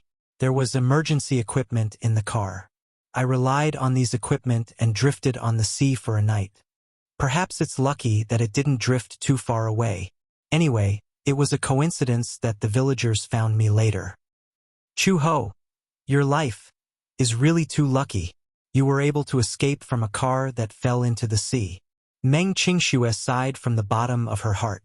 Chu Ho walked out of the doctor's office and turned to look at Meng Qingxue and Mu Yenqing. He then smiled and asked slowly, have the two of you made up? Chapter 28:33. Mu Yenqing's expression turned awkward. Meng Qingxue smiled, held Mu Yenqing's arm, and nodded at her. Chu Ho, thank you. You're the one who taught me that if I love someone deeply, I must fight for it. Yenqing and I have reconciled, and we've decided that no matter what happens in the future, we'll face it together. Chu Ho looked at her and then at Mu Yenqing. Suddenly, he smiled and said, it's good that we know each other's feelings. Although this man is quite unreliable in my opinion, he's still a good man. If he's really turned over a new leaf, it's also a good thing. You, Mu Yenqing frowned, clearly unhappy with her belittling him. Since we've reconciled, you don't have to stay in the hospital all day long like an orphan. After a pause, Chu Ho continued, you heard what the doctor said. He said that I'm recovering well, so you don't have to worry. Can you take care of yourself? Meng Qingxue was still a little worried. Of course. Chu Ho frowned. You're pregnant now. If you stay here, I'll have to take care of you. Meng Qingxue blushed at his words and felt a little guilty. Don't you find it boring to be alone? No, Chu Ho said. I like peace and quiet. Then, you have to take good care of yourself. After Meng Qingxue and Chu Ho bade farewell, Chu Ho did not return to the ward directly. Instead, he went to a coffee shop at the agreed location. She and Lin Mu agreed to meet at the coffee shop. Considering that she was unfamiliar with the place, Lin Mu specially chose a coffee shop that was very close to the hospital. Chu Ho asked for directions and arrived after walking a street. She entered the coffee shop first and waited for half an hour before Lin Mu finally arrived. Lin Mu was the main person in charge of Interpol's Asian region. To be precise, he was also a very important contact person. When Chu Ho infiltrated the Gu family as a spy, it was also Lin Mu who pulled the strings. No matter how big or small, everything was arranged for her. Lin Mu had just stepped into the coffee shop and looked around. When Chu Ho saw him, he immediately raised his hand to greet him. When he saw Chu Ho for the first time, even though she had changed slightly in the past 5 years, Lin Mu still recognized her immediately. He was so excited that his body began to tremble. He immediately ran over and sat down in front of the booth. The first thing he did was to size her up. After looking for a long time, Lin Mu's eyes couldn't help turning red as he excitedly said, "This is great. Officer, you're actually still alive." When the bad news came, everyone at the headquarters was in disbelief. In their eyes, you are the irreplaceable best intelligence agent. You will not fail easily. Bad news? Chu Ho asked expressionlessly. Who was the one who sent the news of my death back to the headquarters? Actually, it's not news of death. Lin Mu took a deep breath and then summarized some of the things that happened 5 years ago. When Chu Ho infiltrated the Gu family, he had indeed sent a lot of information back to the headquarters. With this information, the headquarters had some information on Gu Jinglian's whereabouts. Therefore, in many matters, Gu Jinglian suffered a lot. Gu Jinglian was not a fool. After a while, he quickly realized that there was a spy around him. No one knew how he suspected Chu Ho. Chapter 28:34. After several incidents, Chu Ho realized that Gu Jinglian was already suspicious of her. She knew this man very well. Once he was suspicious of a subordinate, he would use many methods to test them.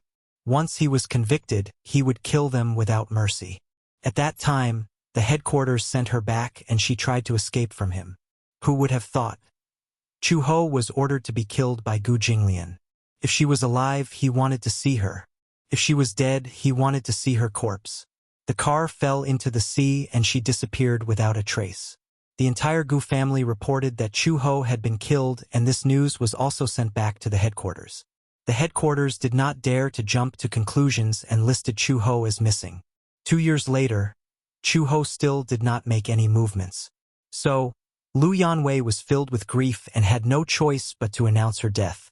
The headquarters held a grand memorial ceremony for her. But they did not know that they had made a mistake. She was not dead. Lin Mu did not know how to deal with this situation. Then what do you plan to do now?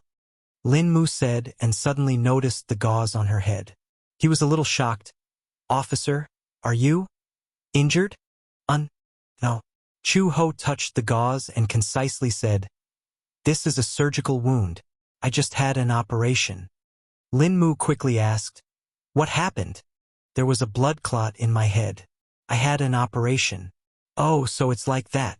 Lin Mu nodded and returned to the previous topic. Then you plan to go back to the headquarters? Lin Mu, I have a child. Lin Mu was stunned for a moment. His facial muscles twitched for a long time before he made a ha sound.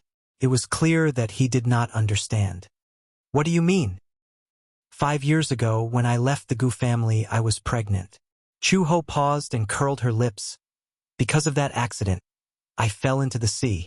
I escaped with my life, but I accidentally lost my memory. After I found out that I was pregnant, I did not know what to do. I did not want to abort the child and gave birth to it. Child? Where did the child come from? Lin Mu suddenly had a bad premonition. It can't be. Chu Ho knew what he was thinking. He nodded and said, Yes, this child is Gu Jinglian's. How is this possible? Lin Mu suddenly slapped the table and stood up, startling the waiter who was about to serve the coffee. He said in disbelief, How did you get pregnant?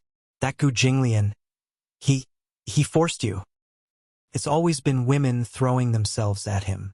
He won't force any woman. Then, that didn't make sense. Gu Jinglian did not force her, and with her personality, she would never stick to Gu Jinglian. That child. Where did he come from? Lin Mu really couldn't understand. In fact, the reason why he was so excited was because of Chu Ho. They had been colleagues for a few years, and they had always kept in touch with each other. He had a good impression of this beautiful but tough girl. Back then, Lin Mu had joined the criminal police because of Chu Ho's recommendation. Therefore, he did have a good impression of Chu Ho. He also had a bit of love for her. It could be said that Vermilion Bird was the goddess in his heart and was irreplaceable. However, back then, when the news of Vermilion Bird's death came, it killed this love. Chapter 28:35. Therefore, when Chu Ho said that she was pregnant with Gu Jinglian's child, Lin Mu could not accept it. Sir, what's going on? Chu Ho smiled bitterly. There's no need to look into the past. Now that I've found you, I only hope that you can help me with one thing. What is it? Lin Mu patted his chest and said, just tell me. As long as you say it, I'll go through fire and water for you. Chu Ho sat up straight and leaned closer to him. He said calmly, I want a gun. What? I want a pistol, grenades, and some armed equipment. If possible, it's best to give me a night vision device. I need it. What do you want to do? Chu Ho raised his eyebrows. Nothing. My child is now in Gu Jinglian's hands. Naturally, I want to save him. How can you be so sure that the child is in Gu Jinglian's hands? Chu Ho said, when the child went missing, I called the police. The police officer said that the child was taken home by his biological father. Biological father? Who else could it be other than him? The child must be in his hands. However, I can't meet him face to face and ask him for the child. He will never return the child to me. Lin Mu's expression was a little complicated. He suddenly said, Sir, since the child is already in the Gu family, then you don't have to bring the child back. Why? Chu Ho did not think much of it. He glanced at him in confusion. Why do you say that? That child. That child. Lin Mu thought for a long time and suddenly clenched his fists. He gathered his courage and said, since that child is yours and Gu Jinglian's, do you know Gu Jinglian's identity? He's the leader of the underworld and you're the anti-underworld inspector. Don't forget your own identity. To you, this child is a great humiliation. You, shut up. Chu Ho suddenly stood up and leaned forward. He grabbed his collar and said fiercely, I'm warning you. This is my child, my only family member. He's not the disgrace you're talking about. Do you understand? No. Lin Mu's face turned white as he stared at her in fear. Sir, why are you so fixated on a child? Even if the child was gone, there would be another one. But if you take this child with you, it may not be good for you. You're such an outstanding woman. You should be worthy of an even more outstanding man. As for Gu Jinglian, who was he? He's cruel and numb, vicious and merciless. A child born with such a man. My child does not need anyone to point fingers at him. Chu Ho couldn't take it anymore and interrupted him. You just need to understand one thing. Now I'm asking you for a gun. Are you going to give it to me or not? I'm looking for you because of our past. And because of our friendship. If you can find a way to get it for me, I will be most grateful. If you don't give it to me, I'll find another way. Lin Mu tightly clenched his teeth and sucked in a breath of cold air. He slowly said, I'll think of a way for you. I'll give you an answer at 10 p.m. All right? I'll wait for your reply. After he finished speaking, Chu Ho suddenly stood up and was about to leave. When Lin Mu saw this, he hurriedly reached out to grab her hand. However, he seemed to have consciously avoided his touch and walked away. Chapter 28:36. In the evening, Lin Mu replied to her text. There was a location attached to the text. The text said that he had already prepared the item she wanted, but because of the special nature of the item, it could only be handed over in a remote area. Chu Ho opened the location. After confirming the location, she replied, prepare a few more bullets. After half a minute, Lin Mu sent a puzzled expression. You're planning on going alone? I'll go with you. No need. You being able to help me here is already enough. There was no more news from Lin Mu. The time was set at 10 in the evening. At 9, Chu Ho changed into her normal clothes and set out. When she left the hospital, the sky was already dark. She specially chose a set of dark clothes and tightened her cap before heading to the appointed location. She stopped a taxi and gave the address. The taxi quickly sped off to the destination. After arriving at the location, Chu Ho stood under the street sign and waited. Lin Mu was very punctual and arrived 5 minutes early. He drove a black Audi and parked the car under the street sign. He got out of the car and walked in front of her. He nervously said, Chu Ho, Can you think about it again? Don't go. Don't go? Chu-ho raised her eyebrows. She was a little confused. Chu-ho, if the headquarters receives news that you haven't died and are still alive, as long as you return to the headquarters, with your outstanding military achievements, you will definitely be promoted. Your future is limitless and you are an excellent police officer. If you properly stick to your post, your future will be immeasurable. If the child stays by Gu Jinglian's side, he will be well taken care of. Gu Jinglian is a cruel man, but even a vicious tiger will not eat its cubs. Since it is his son, he will treat him well. He can't even wait to love him. Chu-ho's face was a little ugly. Enough, officer. I said enough. Chu-ho clenched her fists. Without a doubt, if Lin Mu said another word of advice, she would definitely fight back. You just need to give the item to me and it's fine. But Lin Mu was still unwilling and bit his lip. Chu-ho lost his patience. He glanced at the trunk and suddenly asked, "The things are in the trunk, right?" "Yes." "Open it." Lin Mu looked at her deeply, then slowly took out his car keys. He pressed the button and the trunk suddenly opened. Chu-ho walked over and looked at the goods in the trunk. There were guns, ammunition, infrared detectors, and even night vision goggles. Everything she wanted, it was all prepared. She had never thought of it, but as a former logistics worker, Lin Mu had thought of it for her. Chu-ho's expression finally relaxed. He picked up a pistol. The heavy weight made her feel extremely at ease. How long had it been since he felt this safe? When she was in the Yanqing County Police Station, because of the police system and because she was not an official police officer, she could not be equipped with a gun. The only thing she could carry was a baton. Even if it was a gun, it would at most be an air gun. The heavy weight in her hand gave her a great sense of security. It was familiar but also strange. How long had it been since she touched a gun? Chapter 2837. She was born in a war-torn country. That country was in turmoil and constant wars. Because her family was Chinese in that era, the international community looked down on Asians. Her father's personality was naturally weak. He chose to endure the bullying and oppression. Under such oppression, he struggled at death's door. Therefore, from a young age, she deeply experienced that weakness would only lead to endless bullying and coercion. She originally thought that her life would continue like this. However, until that year, in May, that country was incited by other countries and began to ostracize the H people. In the military riot, her father died under the gun and her mother was stripped naked by the locals. After humiliating her, her hands and feet were handcuffed and she was dragged through the streets in a car. On such a rocky road, a living person was dragged like a beast into a bloody mess. It was too horrible to look at. Until her mother died, she did not see her for the last time. In that riot, the H people died and were injured, but she did not choose to submit. The 7-year-old her chose to resist in the face of adversity. She was dragged into a cellar by a local ruffian. When she was about to be raped, she fiercely bit him and took the iron rod from his waist. She did not know where she got her strength from, but she actually knocked the ruffian unconscious. When she escaped from the cellar out of instinct, she and a group of people arrived at the dock and boarded the rescue ship to M country. In one night, her family was destroyed and she was homeless. How could she call it a foreign land?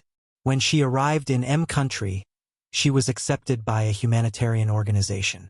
Then, she was assigned to a special agent organization for training. The circumstances of her childhood made her deeply understand that weakness would only lead to bullying. Only by being strong could she be respected. Chu-ho collected her thoughts and changed into the clothes that Lin Mu prepared for her. The clothes had a bulletproof layer. Naturally, this layer could not withstand bullets at close range. Military boots that could hide a dagger. Infrared detector. She put the pistol on her waist and took out more than 100 bullets. She separately tied them to her boots and waist belt. Then she put away the equipment one by one and closed the trunk. Lin Mu hurried forward. Chu-ho, you really don't want to reconsider? Does the headquarters know that I'm still alive? Chu-ho suddenly asked. Lin Mu was startled and quickly shook his head. It was too rushed. I didn't have time to report. No need to report. Chu Ho casually wiped the gun with a cloth and lightly said, Vermilion Bird is already dead. The current me, I have my own name. Why? Lin Mu was in disbelief. The name Vermilion Bird is synonymous with supreme glory. You used to value the glory. How can you say that you want to give up the name Vermilion Bird so? The glory that you once regarded, you don't care? Chu Ho's hand movements suddenly froze. Chapter 28:38. Whether it's fame or fortune, it's all in the past. Chu Ho suddenly interrupted him. Lin Mu was startled. Chu Ho calmly said, I'm just tired and want to rest. Although I'm not old enough to retire yet, I've seen a lot of bullets since I was young. I've never imagined that I could have a peaceful life. But Lin Mu, do you know? In these 5 years, I've lost all my memories, but I've lived a carefree life, a happy life. I have a sensible and well-behaved son. In these 5 years, I've never dreamed that I could be like an ordinary person, waking up every morning, quietly eating breakfast, and then going to work. When I get home, I have a well-behaved son. After dinner, I'll hold his little hand and go for a walk in the fields. As Chu Ho spoke, he actually laughed softly. Although there are many things that aren't satisfactory, compared to my previous life of being a police officer, it's much more blissful. In the past, I didn't even dare to dream that I would have my own family, my own child. Do you know? I named him Xiao Bao. There's no special meaning behind it. When he was born, his face was wrinkled and thin, but I felt that life was a miracle. When he grew up, he was chubby, white, and tender. I thought of many names, but in the end, I still called him Xiao Bao because he was my baby. Lin Mu silently listened. Chu Ho continued, I really like that kind of life. If I could, I'd rather live as Chu Ho instead of using the name Vermilion Bird. Sir? Chu Ho turned around and glanced at him. He suddenly smiled. This kind of feeling, the current you can't understand. It's getting late. Chu Ho looked at the sky and curled his lips. Send me to the Gu family's main residence. I want to see him as soon as possible. Lin Mu finally gave up. The two of them got in the car and Lin Mu started the car. He took a deep breath and stepped on the accelerator. Gu family's residence. Xiao Bao was coaxed to sleep. For the past few days, Gu Jinglian had arranged for him to rest in his bedroom. After these few days of getting along with each other, Xiao Bao Chu had also eliminated the estrangement between them and made up with him. He was finally willing to show him an innocent smile, no longer like before. When he was in front of him, he was arrogant and looked down on him. Even now, he still called him uncle, uncle. Gu Jinglian did not rush him.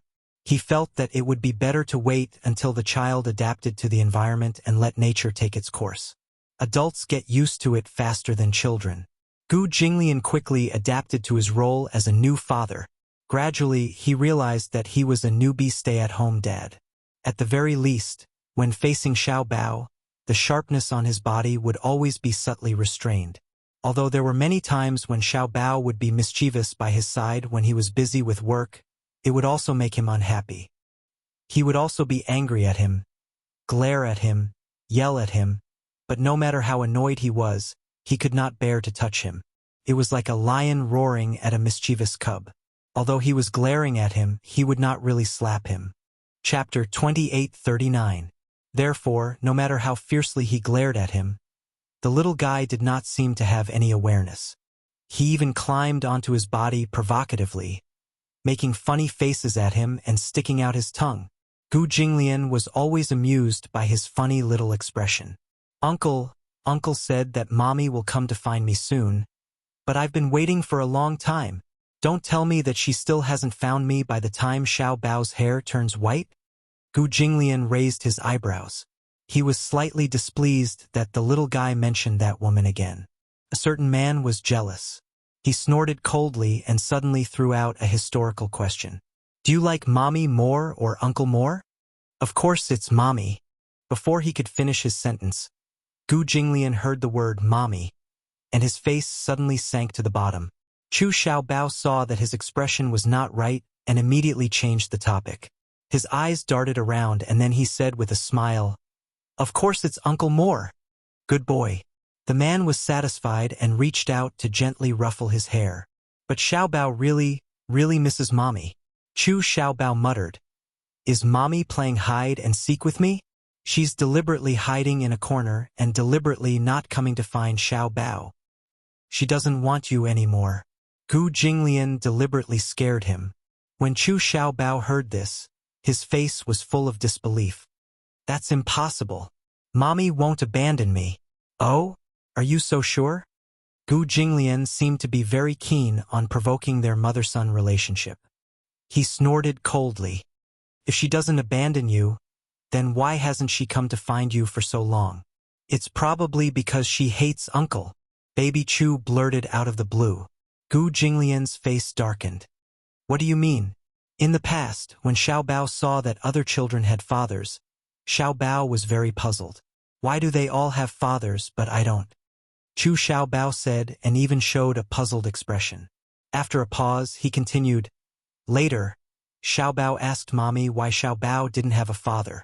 Gu Jinglian could not help but be interested and said, What did she say? Xiaobao looked at his expression carefully and then blurted out. Mommy said that Daddy died early. What? Daddy died early? Gu Jinglian seemed to have been struck by lightning and his face was charred black. She said that I died early? Yeah, that's what he said. He said something about the grass on his grave being taller than me. Gu Jinglian's fists. This woman actually dared to use such despicable words to fool the child. He died early. Xiaobao did not care at all.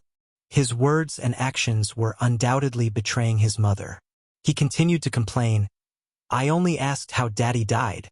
Gu Jinglian looked at him questioningly again. What did your mommy say? Xiaobao said plausibly. Mommy said that Daddy was hit by a car when he went out. Gu Jinglian was speechless. Hit by a car when he went out. How could she come up with such a ridiculous story? He slammed the table. Bullsh *T. Xiaobao was frightened by Gu Jinglian's foul language. He shrank back and looked up to see that Gu Jinglian's originally exquisite and handsome face was now extremely gloomy. He suddenly realized that he had said something wrong. Uncle, don't be angry. Chapter 2840. When Chu Xiaobao heard this, he did not buy it on the spot. No way. If you dare to chop Mommy into pieces, I'll... When Gu Jinglian heard this, he asked provocatively, You'll what? I'll... When Chu Xiaobao saw the murderous look in Gu Jinglian's eyes, he was instantly terrified.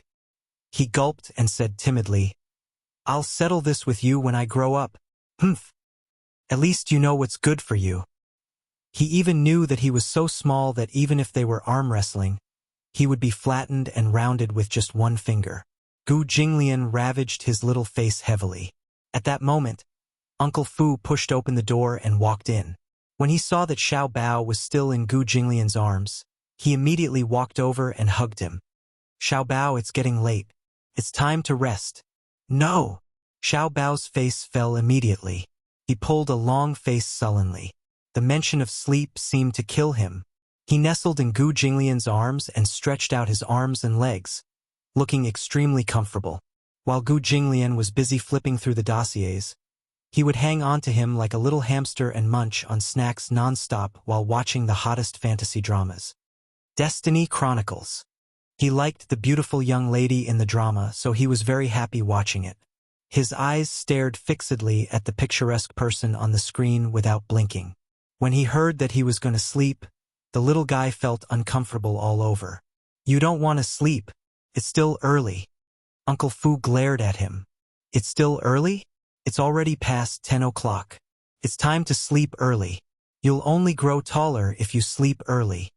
Uncle Fu used the same words that he used to trick other children to lure him. However, Xiaobao did not fall for it. He continued to pester and fool around in Gu Jinglian's arms, unwilling to sleep. Uncle Fu looked at this scene, and for some reason he was on tenterhooks.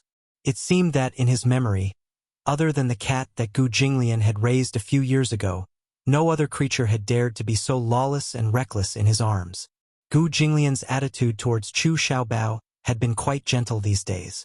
It was probably because there had been nothing annoying in the past few days, and there had been no trouble in the business. This was because Gu Jinglian was rather patient in dealing with his unbridled nonsense. However, with Gu Jinglian's indulgence, Xiao Bao seemed to be a little arrogant. Gu Jinglian treated him well, probably because his fatherly instincts had finally been awakened.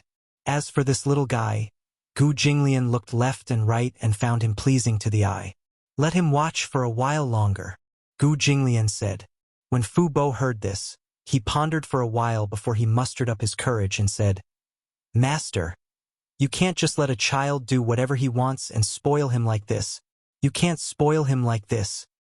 "Who's spoiling him?" Gu Jinglian snorted arrogantly. "It doesn't matter if he sleeps a little later." Uncle Fu immediately explained, "The younger the child, the more he should get a good night's sleep. Otherwise, not only will he not grow taller, but his physical fitness will also deteriorate very quickly." Gu Jinglian narrowed his eyes slightly. "Oh, is there such a saying?" Uncle Fu nodded heavily. Gu Jinglian then said, "Then hurry up and take him to bed." Chapter 28:41. "Let me look at it for a while more. I want to see that pretty lady." "Go to sleep." Gu Jinglian pulled a long face. Xiao Baochu finally knew how to behave. He did not dare to make a sound and allowed Uncle Fu to carry him to sleep. Gu Jinglian sat quietly in the study and quietly flipped through the documents. Until now, the Gu family still kept accounts in the form of written books. In modern times, they were called financial statements. However, they continued the ancient tradition. Whether it was the casino or other special transactions, they were mainly recorded in this way. Gu Jinglian had learned how to keep accounts since he was young. Therefore, his calligraphy was very beautiful. He quietly read the documents until 2 o'clock in the morning. The night was dark, but the wind was still, and the clouds were gradually fading. After Chu Ho disguised herself, she entered the Gu family's back door through the secret underground passage. There was a secret passage in the Gu family's house with hidden mechanisms. This was the fastest way for insiders to enter the house from the outside world. Of course, the mechanism was set up very carefully. Those who were not from the Gu family did not know about these secret passages. Most people entered from the main entrance, but the entrance was heavily guarded. No matter how well you disguised yourself, they could tell at a glance whether you were an outsider or a member of the Gu family. Chu Ho naturally would not choose the main entrance. It was just that the secret passage had many password locks. She remembered the password locks. However, those passwords were from the Gu family a few years ago. She did not know if the Gu family had changed them in the past few years. Based on her understanding of Gu Jinglian, the password locks must be changed regularly. The passwords she remembered were probably already invalid. However, even if she did not remember, it did not matter. After all, she was from the intelligence department and had excellent investigative skills. Although the password locks of the Gu family were complicated, she could easily crack them if she was given time. Chu Ho went to the mechanical lock and studied it. The password had indeed been changed. She pondered for a while. This password lock was not very difficult and she could easily crack it.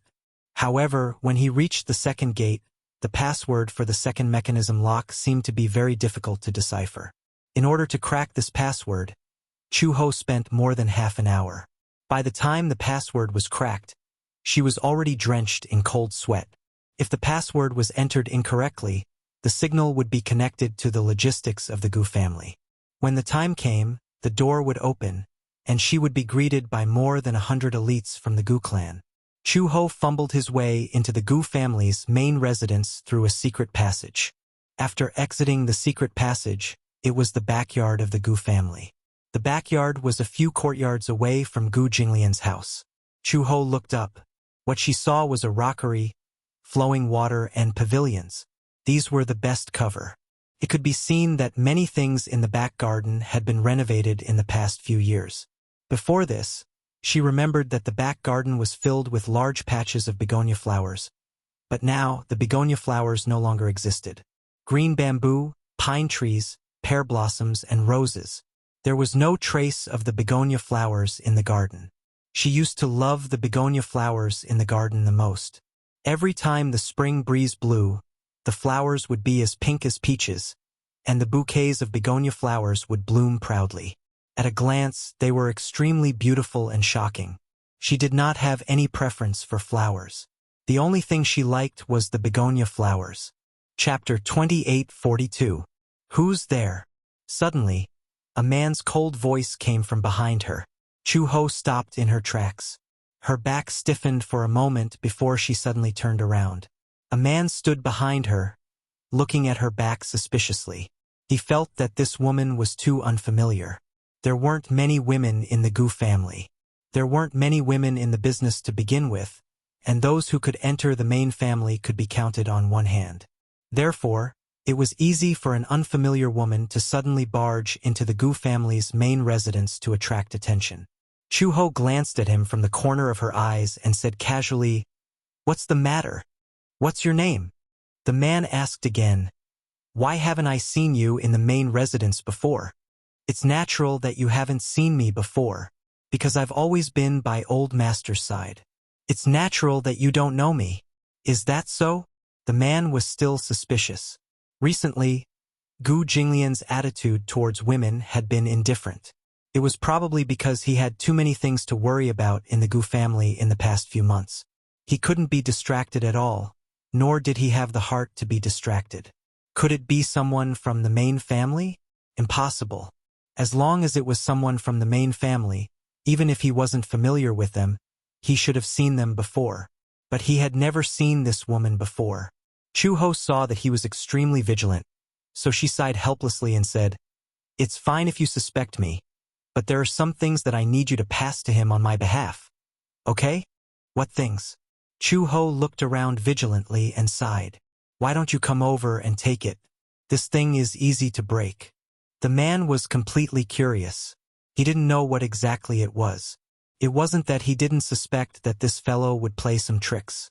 However, he thought that this was the main residence of the Gu family. Who would have the ability to cause trouble in the Gu family's territory? With such a fearless thought, the man approached her. Chu-ho put her hand into her pocket. Just as the man straightened his neck and looked over to size her up, unexpectedly, Chu-ho suddenly took out a dagger from her pocket. She turned her head abruptly and aimed the sharp end of the dagger at the man's heart, almost stabbing it ruthlessly into his chest. Puff! Blood gushed out. The man subconsciously opened his mouth and wanted to scream, but Chu-ho took a step forward and covered his mouth, then viciously dislocated his neck. The man's head tilted to the side, and he immediately fainted. However, with such injuries, he would not wake up for a while. He would not die from excessive blood loss until someone found out that he had done it for her. Chu-ho set a time limit for herself. She would throw this man in a corner.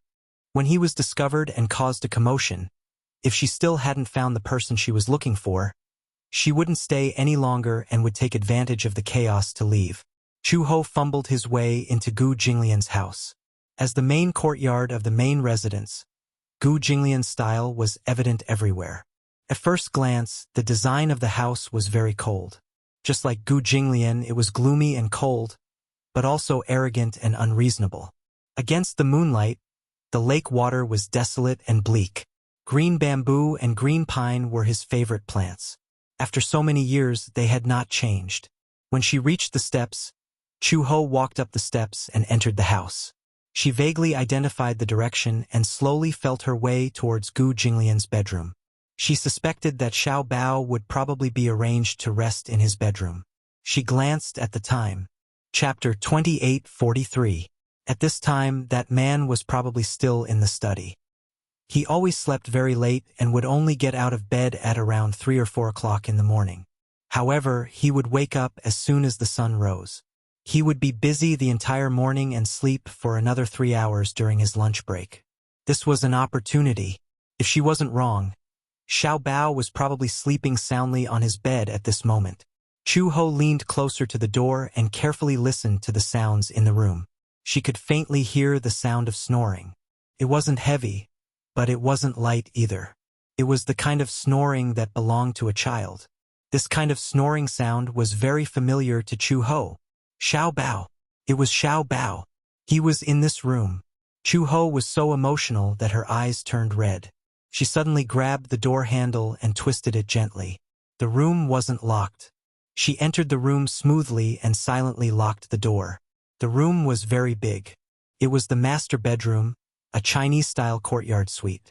The entire Gu residence was built in the Chinese style. Even the rooms were in the classic Chinese style. Chu-ho looked around. The furnishings in the room were slightly different from what she remembered. Indeed, the changes that 5 years brought to a person were incomparably huge. She passed through the arched door and slowly walked to the master bedroom. On the big bed, Xiao Bao's limbs were spread out. He was sleeping soundly. The weather had been a little cold for the past 2 days, and he had the habit of kicking off his blanket in the middle of the night. Probably because he had caught a slight cold, when he was sleeping soundly, snot bubbles were coming out of his small nostrils. Chu-hee, who was originally tense from head to toe due to her vigilance, could not help but burst into laughter at this scene. This guy, how could he sleep so peacefully? When she thought of this, she felt a little unbalanced in her heart. In order to find him, she had been obsessed with recovering as soon as possible. Now that she had taken great risks to sneak into the Gu residence, she didn't know that this little guy was sleeping peacefully here. However, the only thing that comforted her was that at least she could confirm that this stubborn little fellow had not suffered much in the Gu family. She had originally thought that this little guy was noisy. If he made Gu Jinglian uncomfortable, he would definitely not be polite to him. She did not expect that with Gu Jinglian's personality, he would be able to tolerate this fellow. She must have caused a huge ruckus at the Gu residence these past few days. This Gu Jinglian also did not deport him? Chu-ho didn't know whether to laugh or cry. She walked over and patted his chubby little face. With a muffled groan, she lowered her voice and said, "Xiao Bao!" Wu. Chu Xiao Bao was immersed in his beautiful dream.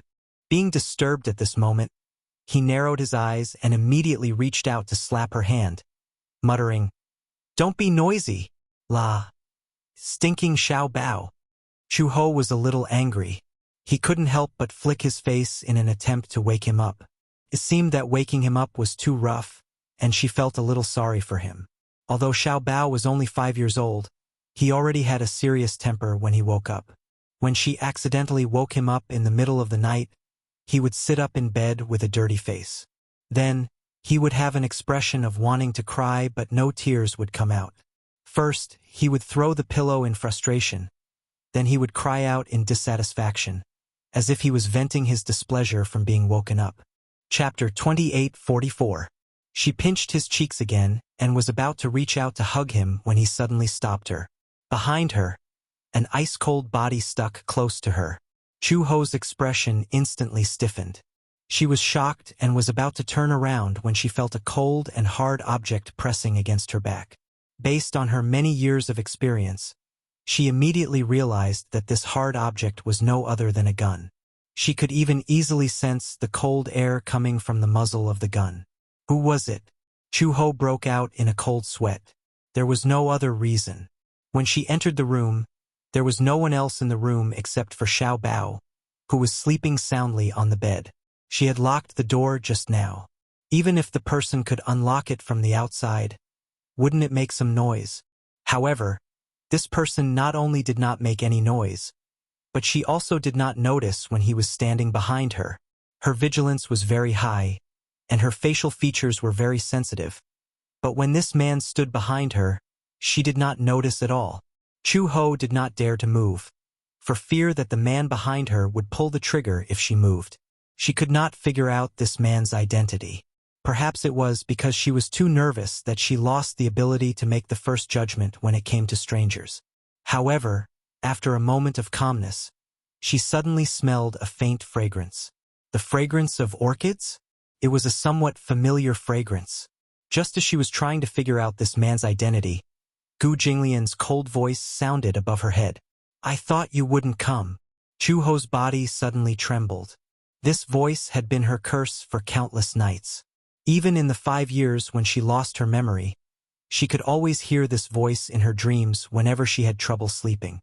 It was like a demon, bewitching her heart. It was him, Gu Jinglian. Chu-hee sucked in a breath of cold air and her back stiffened. "It's you?" Why can't it be me? Gu Jinglian raised his eyebrows and snorted. This is my room. No one has the right to set foot here except me. Chu Ho gritted his teeth. I clearly locked the door. If you came in, why didn't you make any noise? Because from the beginning to the end, I have been in this room and have never left. What? Gu Jinglian smirked coldly. I knew you'd come. Chu Ho's judgment of him had probably always been his biggest mistake. This man had always been the most unpredictable one. When she was still an anti-mafia inspector, she had been ordered to stay by his side. As a spy, she had indeed stolen a lot of unfavorable evidence from him and submitted it to the headquarters. However, it was only later that she realized that the information she had secretly smuggled back to the headquarters was just a rarity to him. Those pieces of evidence were not enough to accuse him of a crime. She suddenly realized that perhaps, from a long time ago, he had already sensed her disloyalty and started to suspect her background and identity. As for the so-called evidence, it was nothing more than playing hard to get. It was to test her and find out more about her background. Chapter 28:45. When Chu Ho woke up again, she felt a chill all over her body. She suddenly opened her eyes and looked around, only to find that she was in a cold and damp cellar. Although it was called a cellar, it was more accurate to say that this was the Gu family's underground prison. It was specially used to imprison those traitors who had betrayed the Gu family. There were many torture devices in the prison. When Chu Ho first entered the Gu family, she was lucky enough to see the torture devices of the Gu family. She did not know how cruel the torture methods of the Manchurian period were.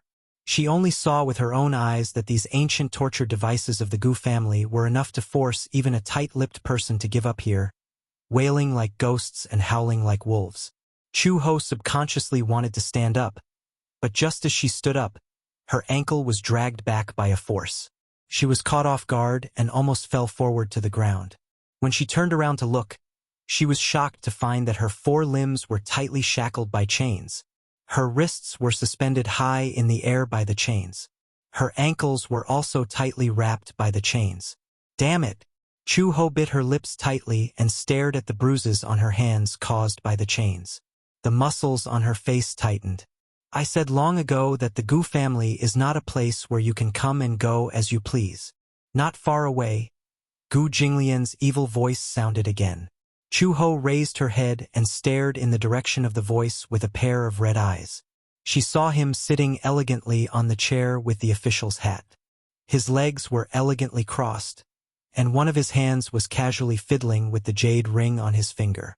His leisurely appearance was inexplicably compatible with the gloomy and cold cellar at this moment. Chu Ho had never been afraid of anyone, except for Gu Jinglian. There was a kind of aura on him that made people feel intimidated. Even if he did not do anything or say anything, just sitting there, his entire body exuded a hair-raising aura. Especially the coldness that flashed by the corners of his almond-shaped eyes. It was really frightening. If Gu Jinglian was to be described as an animal, it must be a cold-blooded creature like a snake. Just his gaze alone would make anyone feel as if there was a cold snake coiled around their shoulders. The pair of snake eyes would expand as it stared at them covetously. The snake's body coiled tighter and tighter, enough to give people the illusion of suffocation. At this moment, Gu Jinglian's eyes fell on her body. Chu Ho's breath gradually rose and fell violently, unable to calm down. What do you want? Chu Ho asked through gritted teeth. How dare you barge into the Gu residence alone? The corners of Gu Jinglian's lips curled up coldly as he slowly retorted, I'm the one who should be asking you what you want.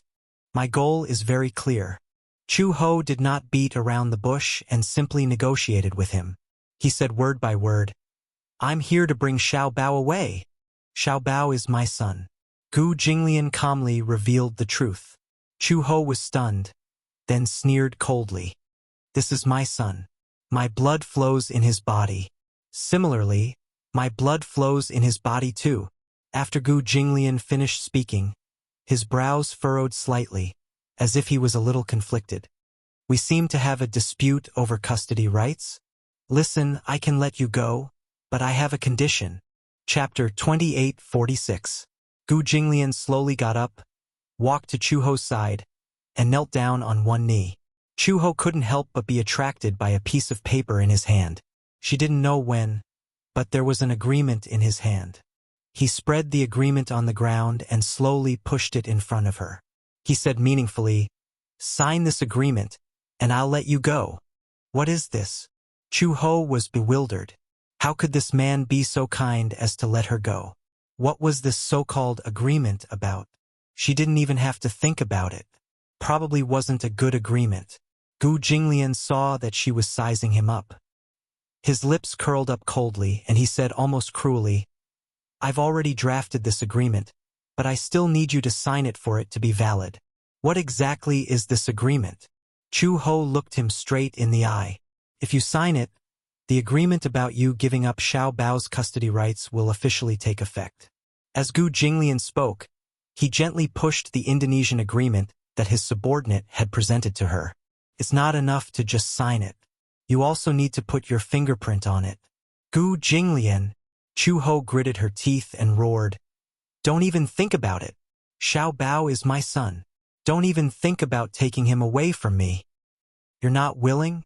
Gu Jinglian's voice suddenly turned cold. His gaze was no longer as gentle as before. A few cold rays burst from the corners of his eyes, and there was a hint of threat. "I won't sign this agreement," Chuho said resolutely. "He's my flesh and blood. You're giving me this lousy piece of paper and using my freedom to threaten me to give up Xiao Bao's custody rights? Don't you think it's ridiculous? Dream on." "TSK." Gu Jinglian was a little annoyed by her yelling. He frowned coldly and sized her up a few times. He lamented, "Red Lotus, compared to 5 years ago, you don't seem to have changed at all." "How haven't I changed?" "Still so stubborn." Gu Jinglian slowly stood up and looked at her condescendingly. He suddenly bent down and grabbed her chin. His slender fingers squeezed her face tightly. "What right do you have to go against me now? If you know what's good for you, then sign this agreement obediently. For the sake of the child, I will let bygones be bygones."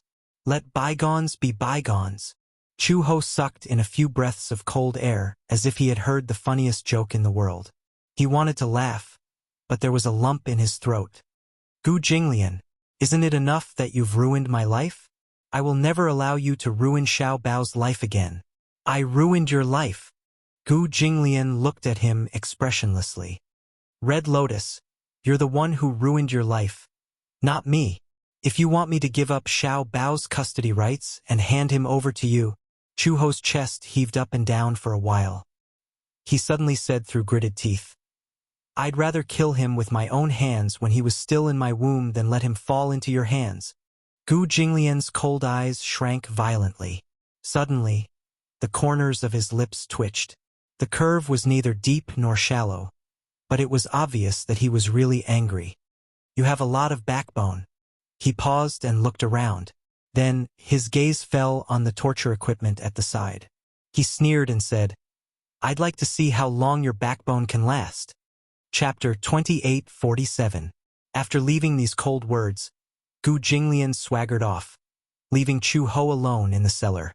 She was chained up in the cold, hopeless, and dark. Gu Jinglian left this order only if she was willing to relent and sign the agreement. Chuho soon heard the sound of metal clashing. She turned her head and saw a few tall men coming towards her. These men were all trained by Gu Jinglian. Not to mention that they had inherited Gu Jinglian's ruthlessness. They would definitely not show her any mercy. "Pa!" A sound was heard. A long whip hit her back hard. He let out a muffled groan. The sudden pain almost made her lose consciousness for a few seconds.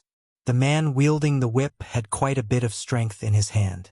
The whip landed heavily on her back, leaving behind a deep bloody mark. Soon, a long tear appeared on the thin material of his clothes. The skin that was stained with blood was soon exposed to the air. The man was not in a hurry to whip her a second time. Instead, he took a basin of water from the side and poured it over her back. "Walala!" "Ah!" Chuho could not help but cry out in pain. Immediately after, she gritted her teeth fiercely. but her whole body started to twitch uncontrollably. What was this? Was this salt water? The brand new wound that was caused by the whip was suddenly soaked in salt water. This kind of pain made her mind blank. Chu-ho gritted her teeth. She gritted her teeth and her gaze fell on the agreement spread out in front of her. It was already wet with salt water. Xiao Bao's innocent smile could not help but appear in front of her eyes. Her heart suddenly tightened. Slap! Another lash landed heavily on her back. Chu-ho groaned in pain. Even the muscles on her face could not help but twitch. This kind of pain, even if she gritted her teeth, was not something that could be easily overcome with a few words. What was even more difficult to describe was the feeling of being a prisoner. Gu Jinglian, this vicious and merciless man. She had never thought that this man would use such a cruel method to try and take Xiao Bao away from her. Impossible. She would never let go. It was even more impossible for him to sign such a humiliating contract. Chu-ho finally couldn't hold it in any longer. He cried out in pain, his voice hoarse. Perhaps it was because she had just undergone a major surgery and was anxious to find Xiao Bao. So she tried her best to recover. In fact, she had not fully recovered. At this moment, with her old illness and new injuries, she fainted from the pain. Chu-ho's vision went black. His body leaned forward and fell face first onto the ground. Fainted. The man with the whip was surprised. Don't tell me he died from the collision? Another person stepped forward and kicked her a few times. But there was no reaction. It had only been 3 lashes, but he had already fainted. When he saw that this woman's mouth was so tough, he wondered how capable she was. However, this was also within reason. Don't underestimate these 3 lashes. A normal person would not be able to survive even 1 lash. However, she had endured 3 lashes. This was already not simple. Moreover, he had used a lot of strength and did not hold back. She would definitely not be able to withstand it. The man directly took a basin of salt water, grabbed her hair, and splashed it on her head. Chapter 28:48. Chu-ho opened her eyes, which were bloodshot. Pain. So painful. Because of the great pain, her eyeballs couldn't move very well. Are you going to sign it or not? The person beside her waved the whip in front of her. It seemed to be a threat, but it also seemed to be a threat. It was as if she said no, the whip would come at her again in the next second. However, Chu-he's lips quivered. She did not nod obediently and beg for mercy like a pug as he wished. Instead, she spat out 2 words coldly. Don't even think about it. Ha! The person sneered and flicked the tail of the whip. It landed on the ground with a pa sound, which echoed continuously. Woman, you're really stubborn. Boss has instructed that tonight we'll stop until you sign. Why? Do you want to die? If you can't even take these 3 lashes, how are you going to deal with the rest? Chu-ho glanced at him from the corner of her eyes and retorted sarcastically. You want to kill me or cut me up? Don't you think? Either I die or I take the child away. There's no third option. Are you really not afraid of death? The man was so angry that his face turned ashen. Before his master left, he had specifically instructed that she must sign it. His task was to force this woman to sign the agreement. If he couldn't complete his task, then the next person to be punished would be him. This woman was so stubborn. He was afraid that even if he whipped her again and again, there wouldn't be any changes. He couldn't possibly kill her, right? His master had also instructed him to keep her alive. If he killed her like this, wouldn't his master skin him and pull out his tendons? Thinking of this, the man couldn't keep up his airs. He couldn't predict whether this woman would die after a few more lashes. It had to be said that a person's life was very fragile at times. It was often a matter of a single thought. Hence, the man summoned his underling and asked him to quickly report the situation. The subordinate was also a quick-witted person. Seeing that Chu-ho was on the verge of death and on the verge of collapse, he was afraid that he could not hold on any longer and hurriedly ran into the study. Gu Jinglian was reading a book when his subordinate rushed into the study and said anxiously, Master, that woman refused to sign and was whipped 3 times. She looks very weak. I'm afraid she can't take it anymore. If this continues, you'll definitely be beaten to death. Oh? Gu Jinglian frowned. She still refuses to sign? Yes. The lackey nodded vigorously. She fainted after being whipped 3 times. We went up to take a look and found that the bandage on her head was removed. It was a surgical scar, and the stitches hadn't been removed yet. From the looks of it, she had just undergone surgery and had yet to recover. These 3 whips had been ruthlessly lashed out. If this continued and she still refused to sign, she would be useless. If this goes on, someone will die. Gu Jinglian clenched his fists in anger. She's really stubborn. I'm afraid it's because of her maternal instincts. The lackey sighed. After all, asking a mother to give up her child's custody is crueler than any torture. Are you speaking up for her? Gu Jinglian glanced at him suspiciously. He immediately defended himself. It's no use. It's just that I feel that this girl is quite pitiful. She's a little stubborn, but it's hard to dislike her. Chapter 28:49. Yes.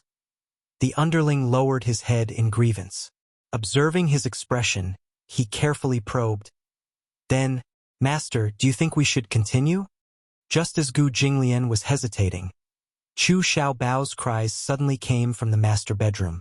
He suddenly got up and walked into the bedroom with a guarded expression. When he turned on the wall lamp, he saw that Xiaobao had woken up from his dream. He sat on the bed, hugging the blanket and sobbing pitifully. He must have dreamed of something scary, so when he woke up, he was so scared that he wailed loudly. He used the blanket to wipe his tears as he sobbed. Gu Jinglian walked over and sat on the side of the bed. He asked in a low voice, "Why are you crying?"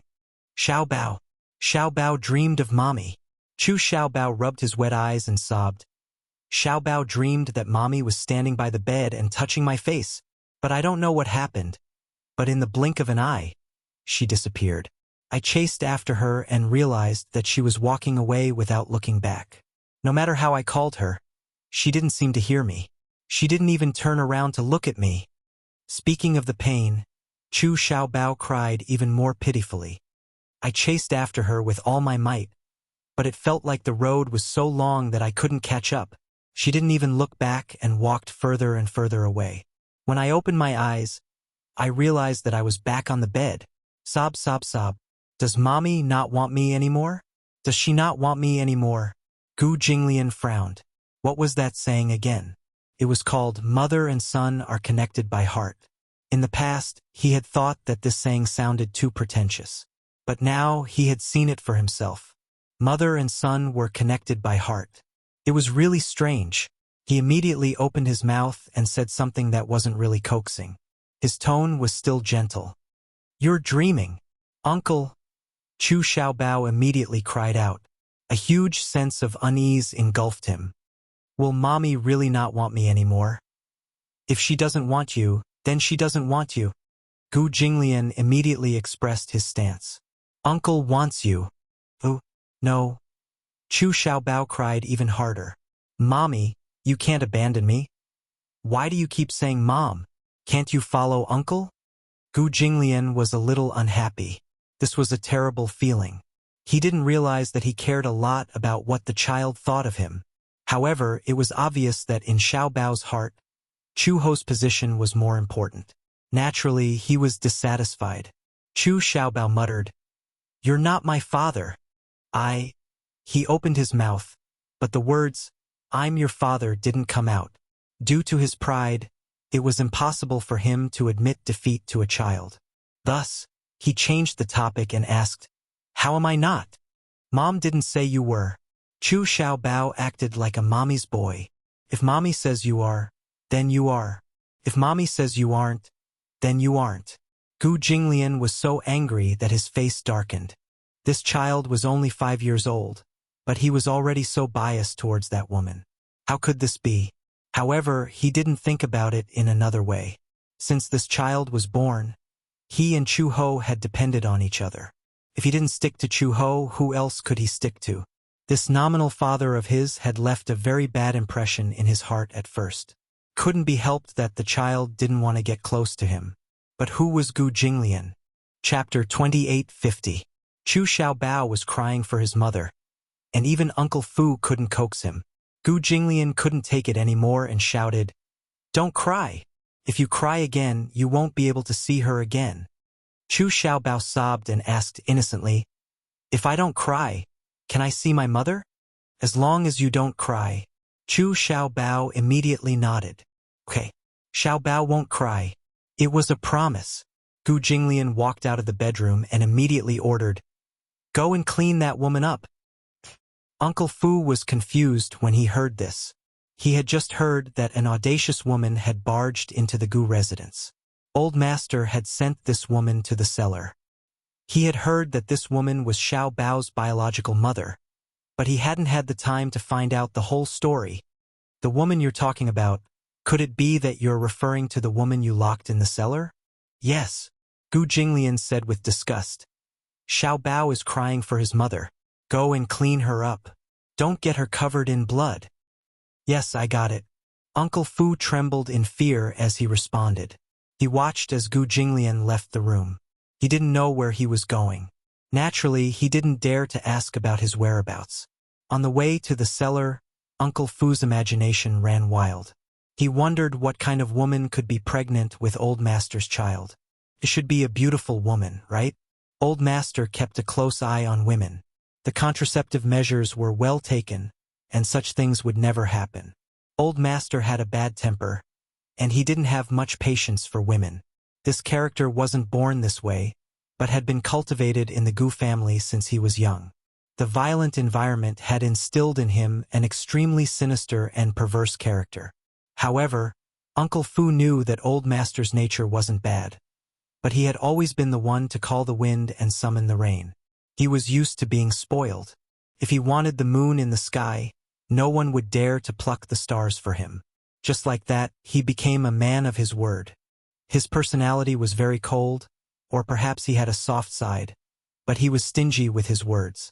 He would never allow himself to show too much tenderness. Firstly, it was because of his identity. He was the supreme leader of the Gu clan. As the head of the Gu clan, he had to conform to the image of this identity. Secondly, there were many pairs of eyes in the Gu family watching them closely. Just like the leader of a pride, only by becoming the most ruthless could he be respected by everyone. However, he was still a mortal after all. In the end, he revealed his soft-hearted side. When he walked to the cellar, the few people guarding Chu Ho saw that he had arrived. It was as if they had been granted amnesty. "Uncle Fu, you're here. What did Master say? How are they?" Uncle Fu asked first. "Uncle Fu, why don't you take a look first? Just now, he fainted again. We don't know what to do. Master said to bring him back to his room first." As Uncle Fu spoke, he walked to Chu Ho's side and lowered his body to look at her. "This person can't be dead, right?" Uncle Fu was a little worried. He saw that she was covered in wounds. Her hair was messy and covered her face. There was a pool of salt water under her body. There were 3 whip marks on her back. They were very eye-catching and her flesh was badly mutilated. This was a girl. Why was she so heavy-handed? She's still breathing, but I was a little too heavy-handed just now. I don't know. As he spoke, Uncle Fu had already flipped her over. It didn't matter if she didn't flip over. Chapter 2851. It didn't matter if she didn't turn over. When she turned over, Uncle Fu was shocked. "Red Lotus." He blurted out the name in shock. How could it be her? Or was she Xiao Bao's biological mother? Uncle Fu had a deep impression of this name. 5 years ago, Red Lotus had a high status in the Gu family. There was no other reason than that she was the closest person to Gu Jinglian in the entire Gu family, other than him. How could this be? How could Old Master allow Red Lotus to be pregnant with his child? Moreover, Red Lotus was an undercover agent of the Interpol. She was a traitor of the Gu family. Old Master would never allow her to live. It was unbelievable. He looked at the mess on her body again. Beside her hand, there was a letter of confirmation wet with salt water. Uncle Fu picked it up and looked at it again and again. It was a letter of confirmation about giving up custody of Xiao Bao Chu. Old Master has instructed us to use whatever method we have until she signs it. The person beside him immediately explained, but we've already used up all our methods. This woman is very stubborn. Even in this state, she hasn't given in. Her character is indeed like that. Uncle Fu was not surprised. All right, let's not talk about anything else. Let's carry her into the guest room first. She's so dirty. Are we going to carry her into the room directly? This is Old Master's order. Uncle Fu snorted coldly. Are you doubting my words? No. Since it's Old Master's order, shouldn't we do as he says? His subordinates did not dare to delay and immediately carried her away. Uncle Fu sent a few maids into the room. One of them was responsible for removing Chu-Ho's clothes, while the other was responsible for cleaning her body and disinfecting the wounds on her body. A doctor came and examined her. He was so shocked that he kept shaking his head. Uncle Fu immediately asked what had happened. However, the doctor said, "This girl just had an operation." What? Look at the gauze on her head. Do you see the scar? I haven't put it away properly. I haven't even removed the thread yet. The doctor paused for a moment and shook his head helplessly. The old injury plus the new injury has greatly damaged his vitality. I'm afraid he won't be able to get out of bed for at least half a month. So serious? Uncle Fu was shocked. Yes. The doctor nodded his head heavily. This lady had surgery on her head. Even though it was a minimally invasive surgery, it still damages her vitality. Looking at this scar, it probably hasn't been long since the surgery. With these new injuries, if she doesn't rest well for a while, her body will definitely collapse in the future. I got it. Uncle Fu nodded. Then prescribe some medicine for her to recuperate her body. All right. The doctor prescribed some medicine and handed it to Uncle Fu. Uncle Fu immediately sent someone to get the medicine. The Gu family had a pharmacy and a private medical school. They mainly focused on traditional Chinese medicine. When Gu Jinglian was young, his body was not in good health. He had also used traditional Chinese medicine to recuperate. Hence, Gu Jinglian believed in traditional Chinese medicine very much. In the entire capital, the best doctors of traditional Chinese medicine were all settled in the Gu family's main residence. After getting the medicine, Uncle Fu immediately sent someone to decoct it. However, Chu-Ho's body was full of injuries. He was afraid that she wouldn't be able to wake up for a while. Chapter 28:52. However, this coma lasted for half a month, and he did not open his eyes. Of course, this was all in the future. Ever since Chu-Ho fell into a long coma, Gu Jinglian assigned a few people to take turns to watch over him. Xiao Bao, on the other hand, was left to the nanny to take care of. However, he did not know if the little guy was lovesick. Ever since he woke up from that nightmare, he did not eat well, and he always talked in his sleep in a daze. It was probably because he missed his mother.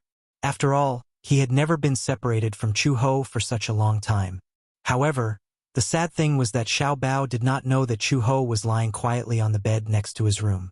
No one knew when he would wake up. Uncle Fu invited the doctor over 3 times. After all, he had not woken up for so long, and it was not a good idea. If he continued to be in a coma, how was he going to explain it to Old Master? The doctor came to take a look and did a series of tests. In the end, the conclusion was also inconclusive. He only said that Chu-Ho's body was severely damaged, probably because he had been suffering from old and new injuries all this time. If the human body was compared to a machine, the human body was also operated by various precise parts. For example, with the passage of time, the parts of a computer would age, and the system would become sluggish. Perhaps due to collisions during use, the internal parts would also be damaged to varying degrees. It was the same for the human body. Chu-Ho had received training when he was very young. During training, it was inevitable that he would get injured. In addition, he had been constantly honed in his career as a secret agent and a criminal police officer. He had suffered countless injuries of various sizes. There were bone fractures, dagger wounds, and bullet wounds. There were 2 gunshot wounds on her back. There was a 5-centimeter scar on the side of her waist. She had been slashed by a Nepalese army knife when she was in close combat with a mercenary during a mission. At that time, she had lost a lot of blood and lost a lot of blood.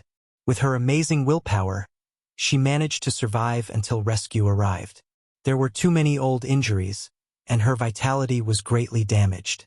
Therefore, once she collapsed, she would really collapse. It would take a long time for her to recover. Uncle Fu's heart ached when he heard that. He looked at the person lying quietly on the bed, but he did not know that this girl had accumulated so many injuries. Just 1 week later, the filming for Extreme Youth was completed. After 4 months, the shooting of the 30-episode youth idol drama came to an end.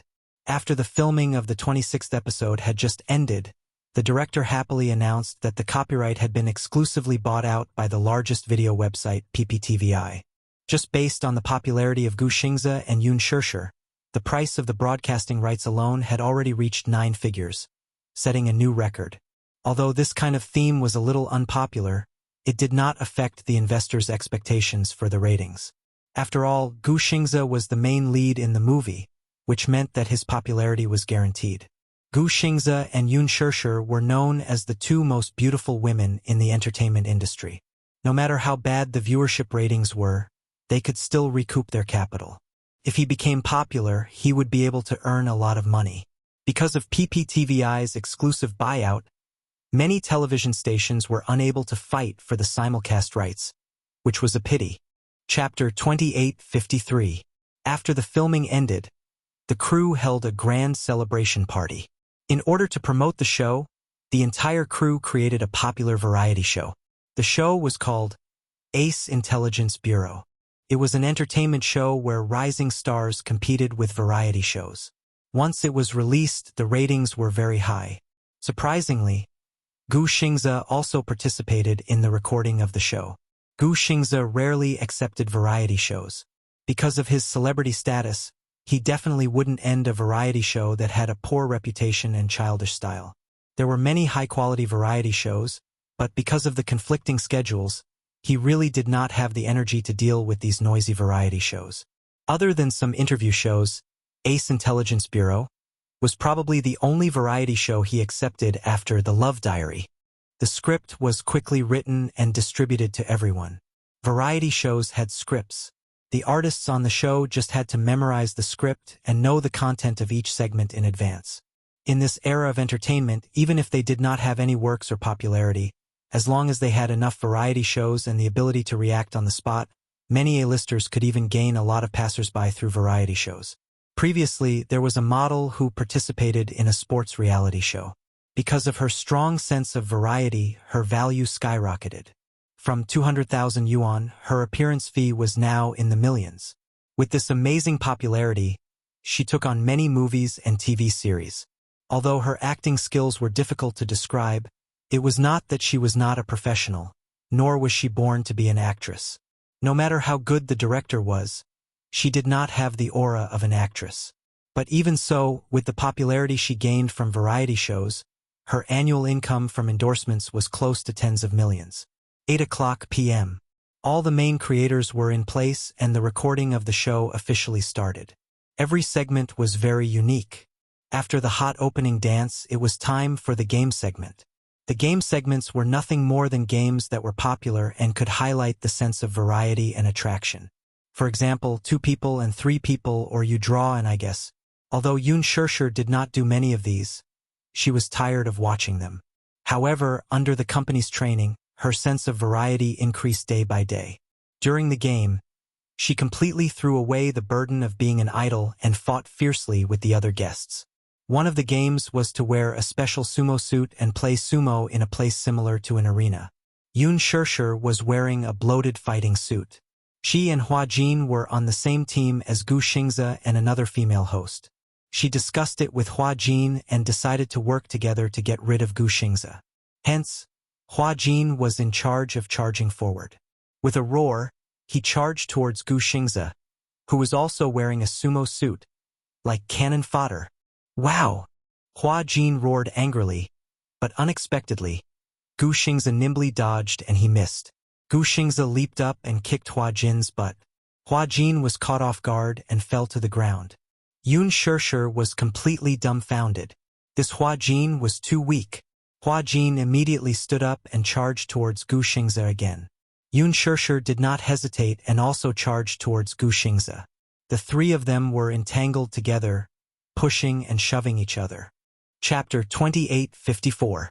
The female host, who was standing at the side, could not bear to watch this any longer. She stepped forward to help the superstar, but who knew if the superstar had done it on purpose or by accident? He lifted his leg and accidentally kicked her off the stage.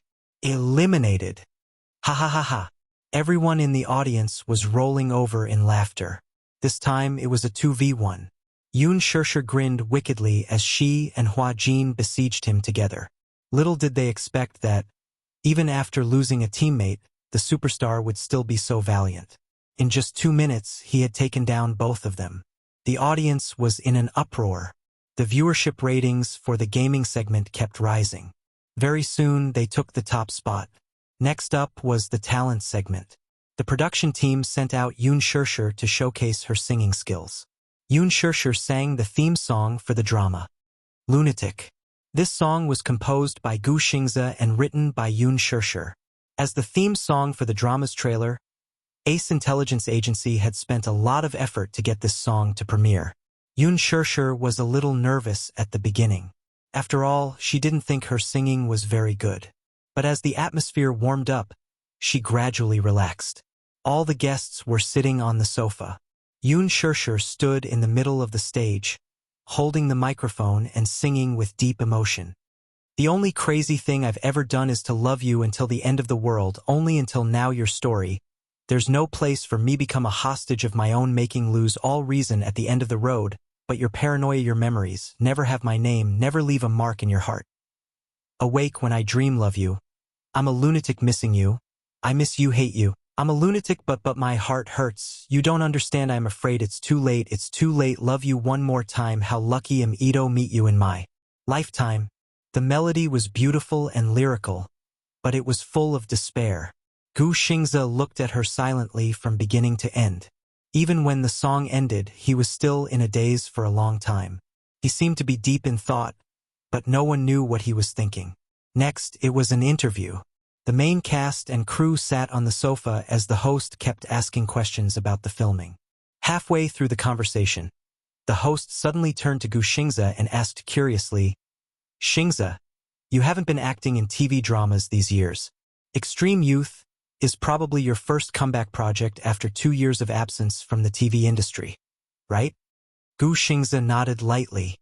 The host continued asking, why did you take on this drama? Another host chimed in, I heard that Gu Xingze is also a car racer, and his driving skills are outstanding. He casually said, actually, this is probably my last TV series. Oh? The host's eyes widened in surprise. The others Are you planning to focus on your film career after this movie? Gu Xingze denied. No. Then, why did you say that? Gu Xingze looked up slightly and faced the camera. His lips curled into a faint smile. Because I'm planning to officially retire from the entertainment industry. The air suddenly became quiet. Yun Shirshir looked at him suddenly. There was an uproar. The audience below the stage exclaimed in surprise. Of course, the fans didn't believe it. Liar. Chairman Gu is being naughty again. Chapter 28:55. Naturally, the host did not believe him and asked suspiciously, Xingze, are you kidding me? You can't do this. You have to know that there are many of your loyal fans sitting below the stage. If you quit the entertainment industry, your fans will be scared to tears. It's true. Gu Xingze said calmly. In the 10 years since my debut, I have indeed won a lot of glory, but I think it's time to put an end to my 10 years. The entertainment industry is shameless and is always injecting new blood. There are many outstanding newcomers with good acting skills, but they don't have the opportunity to appear in front of the camera. I think I should give up this opportunity and give the younger generation more opportunities to perform. No!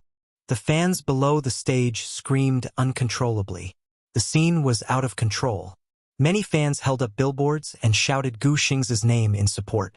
The director also revealed his face from behind the camera and looked at the stage with some confusion. He was very surprised and hesitated for a moment. Now that the scene was out of control, he wondered if he should rush in with the advertisement and cut this part out. Although it was a live broadcast, there was a 10-minute time difference between what was shown on TV and what was shown on TV. This was to prevent any accidents from happening and to edit it in time. However, even the director was stunned. This sudden announcement was not part of the script. Everyone was flustered and did not know how to react. Fortunately, the host reacted quickly and immediately returned to his senses and continued the interview. Why did you decide to quit the entertainment industry? Actually, all your fans have seen the glory you have achieved since your debut. Now that you are so popular, isn't it irrational to choose to quit the entertainment industry? In the beginning, entering the entertainment industry was just a change in life for me. I did not treat it as my entire life. However, with the rise of popularity, this job gradually became a responsibility. Gu Xingze paused and smiled slightly. He continued, however, being in a high workload state all the time makes one feel tired. I don't get a good rest every day, so my fans want to see more of me in front of the camera. My works, my new songs, and even my advertisements. A lot of work far exceeds my workload. Being in this state for a long time is really a very negative way of life. Don't quit the entertainment industry. Many fans were so emotional that they cried. Hua Jin was also stunned. Yun Shirshir felt even more conflicted and did not know how to react for a moment. She had never imagined that this program would be his farewell ceremony from the entertainment industry. Was he really going to quit the entertainment industry? Gu Xingze glanced at the audience and suddenly stood up. He walked to the front of the stage and smiled faintly at a fan who was covering her face in pain. Don't cry, okay? Xingze, we love you. The fans were sobbing and begging him to stay. Gu Xingze laughed. Don't be sad. Okay? I'm just quitting the entertainment industry, but that doesn't mean you won't see me in the future. I'm just too tired. Xingze, the fans cried bitterly. Don't be so tired. You don't have to accept so many drafts. We are all willing to wait for you. But without any works, artists will be outdated. Gu Xingze said helplessly. Being outdated is more painful than retiring. Chapter 2856. You'll never be out of date. You'll always be our star. You'll always be our favorite idol. Xingze, don't make such a joke. We'll go crazy. Xingze, if you leave the industry, my heart will die. The scene became extremely sad. Even Gu Xingze, who never accepted emotional content, was teared up by the fans' passionate pleas and sorrowful tears. He turned around and slowly returned to his seat. When he turned around again, his handsome face was reflected in front of the camera. His eyes were so red that it made one's heart ache. I made this decision after much consideration. Gu Xingze sucked in a deep breath of cold air and finally said slowly, I've already booked a flight to America. I'll go back to university to pursue my postgraduate studies. With that, he put down the microphone, stood up abruptly, and left the studio resolutely. The scene was completely out of control. The fans' cries drowned out all the noise. All the main creatives of the production team looked at each other, not knowing what to do. Ever since the show was broadcast, it was the first time that it had to stop halfway because of such a sudden incident. On Weibo, netizens uploaded the edited footage of Gu Xingze's official announcement of his retirement from the entertainment industry. It quickly caused a lot of heated discussion. Gu Xingze announces his retirement from the entertainment industry. Gu Xingze's era is over. Gu Xingze's retirement from the entertainment industry has a hidden reason. Gu Xingze is unwell and announced his retirement from the entertainment industry to recuperate in America. On the internet, the fans were in an uproar because of this matter. Gu Xingze's latest Weibo post was quickly pushed to the top of the trending list. Many fans left comments to persuade their idol to stay. Many of them had become Gu Xingze's fans since they were in school. Until now, some of them had become moms, and some of them had matured and grown up. Gu Xingze had debuted for 10 years, and their fans had been around for 10 years. From the popular newbie when he first debuted to the Triphibian Heavenly King now, The name Gu Xingze was the youth of many people.